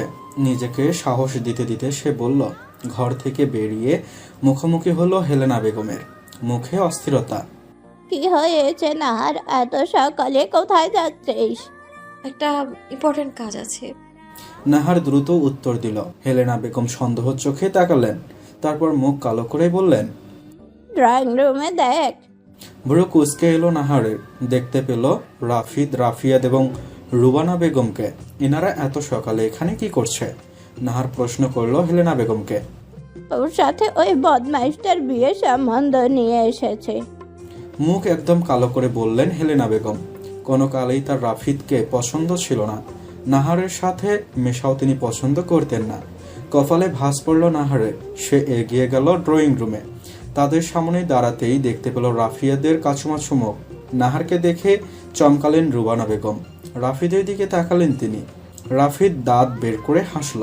তিনি এবার রাফিয়াদের দিকে তাকালেন। তার মুখ স্বাভাবিক। নাহারকে রাফিদের বান্ধবী সূত্রে চেনেন তিনি। 2-3 বার দেখাও হয়েছিল। সালাম দিল নাহার, মুখ গম্ভীর। সোফায় বসল। কেমন আছো নাহার? রুবানা বেগম বললেন। তিনি খানিকটা অপ্রস্তুত। নাহারের দৃষ্টি এখনো রাফিদের দিকে। সে দৃষ্টি ঘুরিয়ে তাকালো রুবানা বেগমের দিকে। রুবানা বেগম অহংকারী মনে হয় নাহারের। সে জবাব দিল। কিছুক্ষণ নীরবতা। কেউ কোনো কথা বলছে না। রুবানা বেগম নাহারের দাদিকে খুঁজছেন। এই ভোরবেলা এখানে এসে আপনারা কি করছেন? নাহার প্রশ্ন করে। রুষ্ট হয় রাফিয়াত। নাহারের শক্ত কণ্ঠে বুঝে ফেলে তাদের দেখে মোটেও খুশি হয়নি। নাহারের দাদির সাথে কথা বলতে জানতে পেরেছে নাহার যা সিদ্ধান্ত নেবে তাই হবে। সেজন্য নিজের রাগ নিজের মধ্যেই রাখলো রাফিয়াত। ভাইয়ের জন্য এতটুকু তাকে করতেই হবে। রাফিদের সাথে তোমার বিয়ের সম্বন্ধ? নাহারের ভ্রু কুঁচকে গেল। বিয়ের কথা? রুবানা বেগম একটু অস্বস্তিতে পড়ে গেলেন, কিন্তু মুখে হাসির ধরে রাখার চেষ্টা করলেন। তুমি তো জানো নাহার, আমরা অনেকদিন ধরে চাইছিলাম তোমার আর রাফিদের সম্পর্কটা আরো দৃঢ় হোক। কিন্তু আমি তো কখনো এমন কিছু ভাবিনি। নাহার ঠান্ডা গলায় বলল। আমার কাছে এটা হুট করে এসে পড়া একটা বিষয়। রাফিয়াত গম্ভীরভাবে বলল। আমরা তোমার সিদ্ধান্তের উপর নির্ভর করছি নাহার। নাহার এক মুহূর্ত চুপ করে থাকল। সে বুঝতে পারছিল তার উপর চাপ দেওয়া হচ্ছে। রুবানা বেগম অস্বস্তি কাটানোর চেষ্টা করলেন। নাহার, রাফিদ তোমাকে সম্মান করে। এখানে আসার আগে আমরা জানতামই না যে রাফিয়াদ নিজের ভাইয়ের জন্য তোমাকে সিলেক্ট করেছে। তুমিও আমাদের আগে থেকে চেনো, তাহলে সম্পর্কে না কেন? নাহার ঠোঁট কামড়ে বসে রইল। তার চোখ রাফিয়াদের দিকে, যেন নীরবে তাকিয়ে আছে, যেন কিছু বলতে পারছে না। নাহার মনে মনে বিরক্ত হলো। রাফিদ কেন কিছু বলছে না? আপনাদের ইচ্ছে থাকতেই পারে, নাহার ধীর কণ্ঠে বলল। কিন্তু আমার জীবন নিয়ে সিদ্ধান্ত নিতে হলে আমি আরো ভাবতে চাই। এটা কোনো হুট করে নেওয়া সিদ্ধান্ত নয়। আর রাফিদের সাথে আমার ভালো বন্ধুত্বের সম্পর্ক, সেখানে অন্য কোনো সম্পর্ক গড়ার মানেই হয় না। রাফিয়াদ মুখ শক্ত করে বসে রইল। আর রুবানা বেগম একটু রাগ চাপিয়ে বললেন। তুমি যা বলছো ভেবে বলছো? নাহার এবার একটু গলার স্বর উঁচু করেই বলল। হ্যাঁ। রুবানা বেগম মুখ কালো হয়ে গেল। রাফিয়াদের এবার ধৈর্য হারিয়ে ফেলে বলল। তুমি কি একদমই রাজি নও নাহার? নাহার কিছুক্ষণ চুপ থেকে বলল। না, তাছাড়া আমার বিয়ে ঠিক হয়েছে। পরিবেশ শান্ত গুমট হয়ে গেল। রাফিয়াদ রাগ নিয়ন্ত্রণের চেষ্টা করছে। বিরক্ত নাহার। রাফিয়াদকে আপাতমস্তক ভালোভাবে চেনা আছে তার।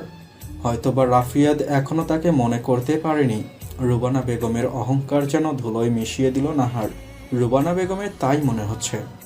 এদিকে রাফিদ একদমই নীরব। এনাদের দেখেই তার মেজাজ খারাপ হয়ে গিয়েছিল। তার অপছন্দের তালিকায় এনাদের নামও আছে। ফলস্বরূপ নিজেকে নিয়ন্ত্রণ করা দায় হয়ে পড়েছে। রাফিদের দিকে অগ্নি চক্ষে দেখল নাহার। মুখ কালো করে বেরিয়ে গেলেন তারা। নাহার সোফায় গা এলিয়ে দিল। হেলেনা বেগম আশ্চর্য হয়ে গেছেন নাহারের শেষ কথা শুনে। বিয়ে ঠিক হয়েছে? তার মানে কি মন্ত্রীর বাড়ির বিয়ের প্রস্তাবে অ্যাকসেপ্ট করেছে নাহার? হেলেনা বেগম উৎফুল্ল হলেন। নাহারকে কিছু বলার আগেই সে বেরিয়ে গেল। রিকশার জন্য দাঁড়িয়ে আছে নাহার। কল্পনায় আদ্রিতের হাসি মাখা মুখ, সেই হাসি তার চিন্তাগুলোকে দূর করেছে। রিকশায় উঠে বসে নাহার। মনটাকে শান্ত করার চেষ্টা করলো। সবকিছু ঠিকঠাক হবে, নিজেকে বলল। যখন গন্তব্যের কাছে পৌঁছলো তখন হৃদযন্ত্রটা দ্রুত চলছে। মনে হচ্ছে আজকের দিনটাই সবকিছু পাল্টে দিতে পারে। নাহার যখন শিশু পার্কে পৌঁছালো তখন আদ্রিত তার দিকেই তাকিয়েছিল। সাদা পাঞ্জাবি পরা, মুখে সবসময়ের মতো মাস্ক বিদ্যমান। আদ্রিত এগিয়ে এসে বলল।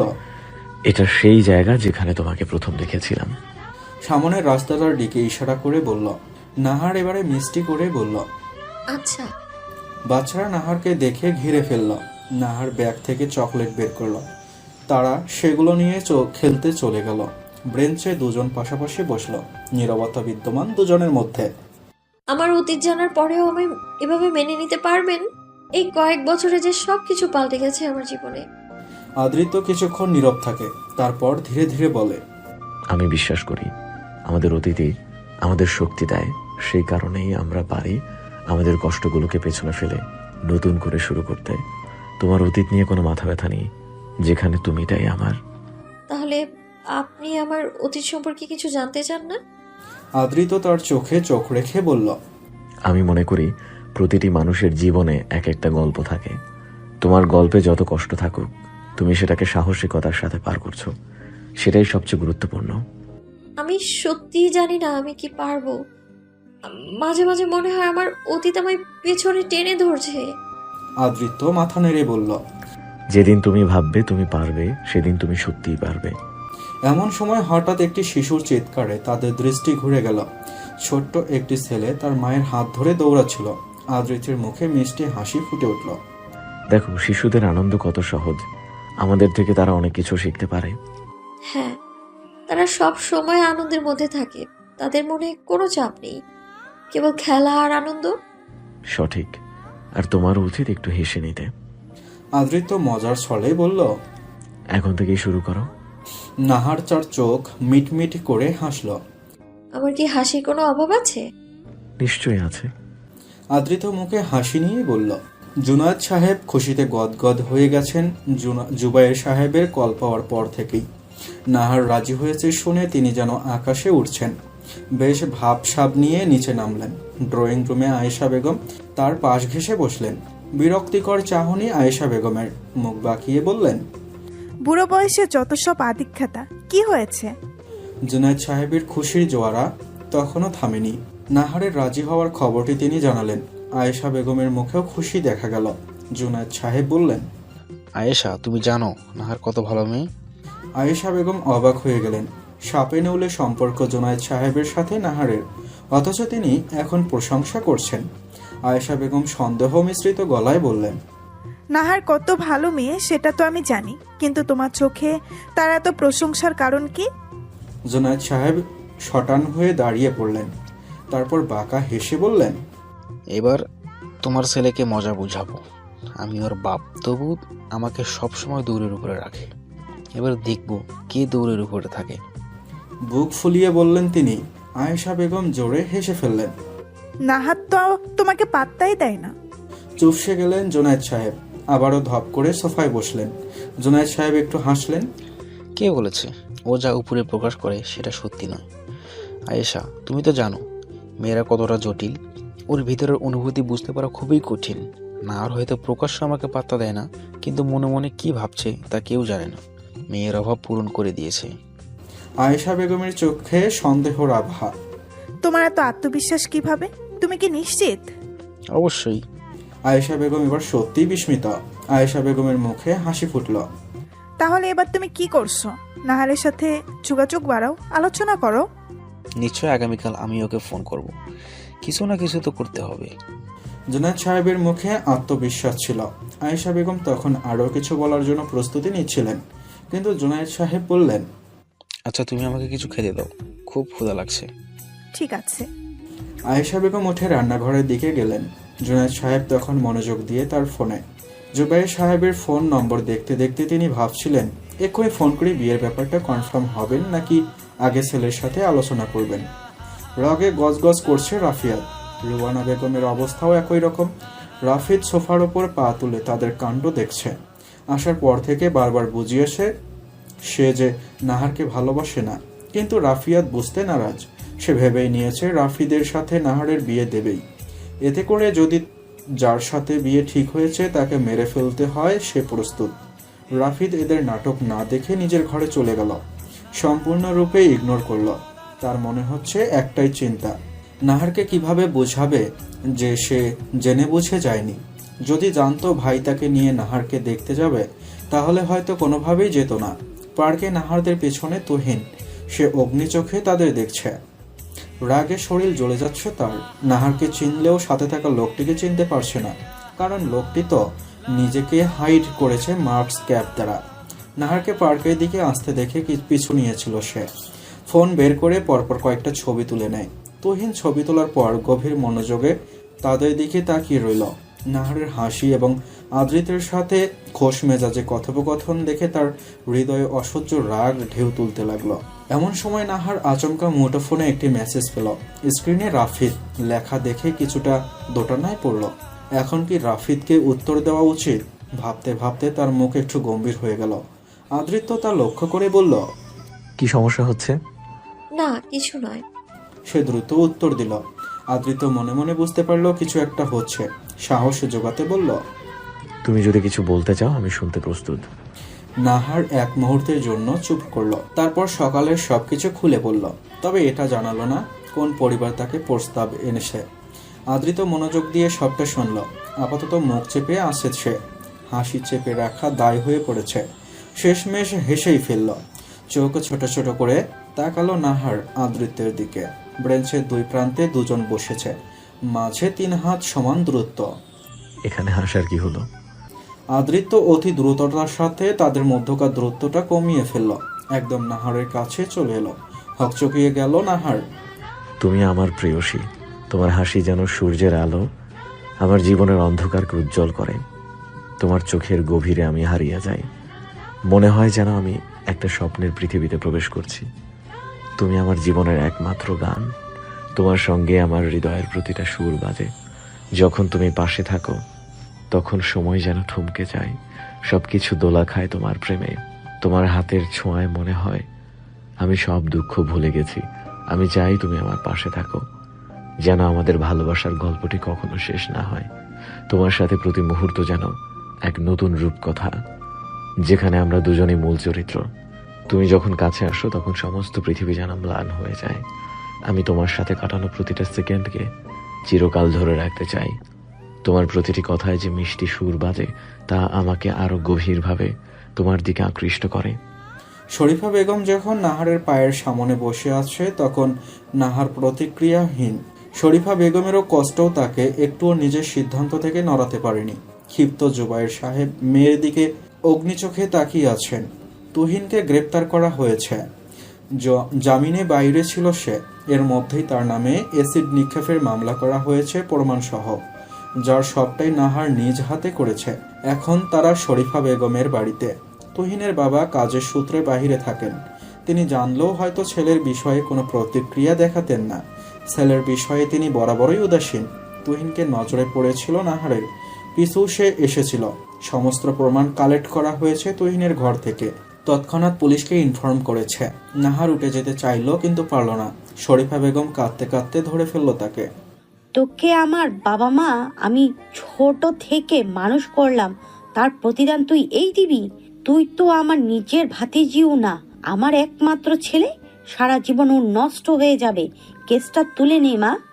তিক্ত সত্যতা আবারও আজ শুনল সে। সে তাকালো জুবায়ের সাহেবের দিকে। তিনি মেয়ের কথা শুনে নিয়ন্ত্রণ হারিয়ে ফেলেছে প্রায়। নাহারকে নিজের নাতনির থেকে কম ভাবেন না তিনি। কখনো বুঝতে দেননি যে সে তার ভাতিজার মেয়ে।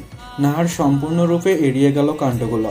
শরীফা বেগমের মুখ থেকে প্রথমবার মা ডাকটা শুনে তাচ্ছিল্য ফুটে উঠল মুখে। আজ নিজ স্বার্থে তাকে মা সম্বোধন করল, অথচ এত বছরে অপয়া ছাড়া কিছুই শোনেনি সে তার মুখ থেকে।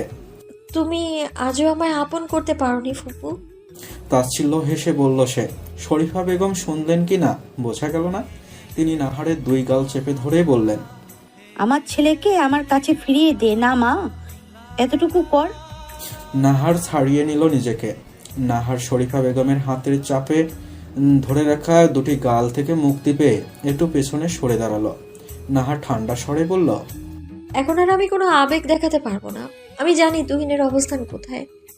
সে যদি সঠিক পথে চলতো তবে আজ আর তার এই পরিস্থিতি হতো না। আমি তার জন্য কিছুই করতে পারবো না। শরীফা বেগম চোখের জল মুছতে মুছতে বললেন, তুহিন তো আমার একমাত্র ছেলে। আমি জানি সে ভুল করেছে, কিন্তু সে যে বদলে যাবে। তুহিনের বদলানোর সময় নেই। সে যদি আবার সেই পুরনো পথে ফিরে যায় তবে তার জন্য কিছু করা সম্ভব হবে না। কিছুক্ষণ নীরবতা নেমে এলো। শরীফা বেগমের চোখে আকাশের মতো বেদনা ফুটে উঠল। তিনি জানতেন আজকের এই পরিস্থিতি তুহিনের নিজস্ব ভুলের ফল। আমি হাত জোর করেছি নাহার। এখন কষ্টের কোনো মূল্যও নেই ফুপু।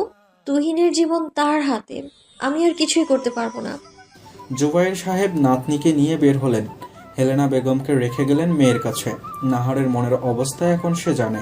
কোনোভাবেই এই সময় একা ছাড়া উচিত হবে না। রাস্তা দিয়ে হাঁটছে দুজন।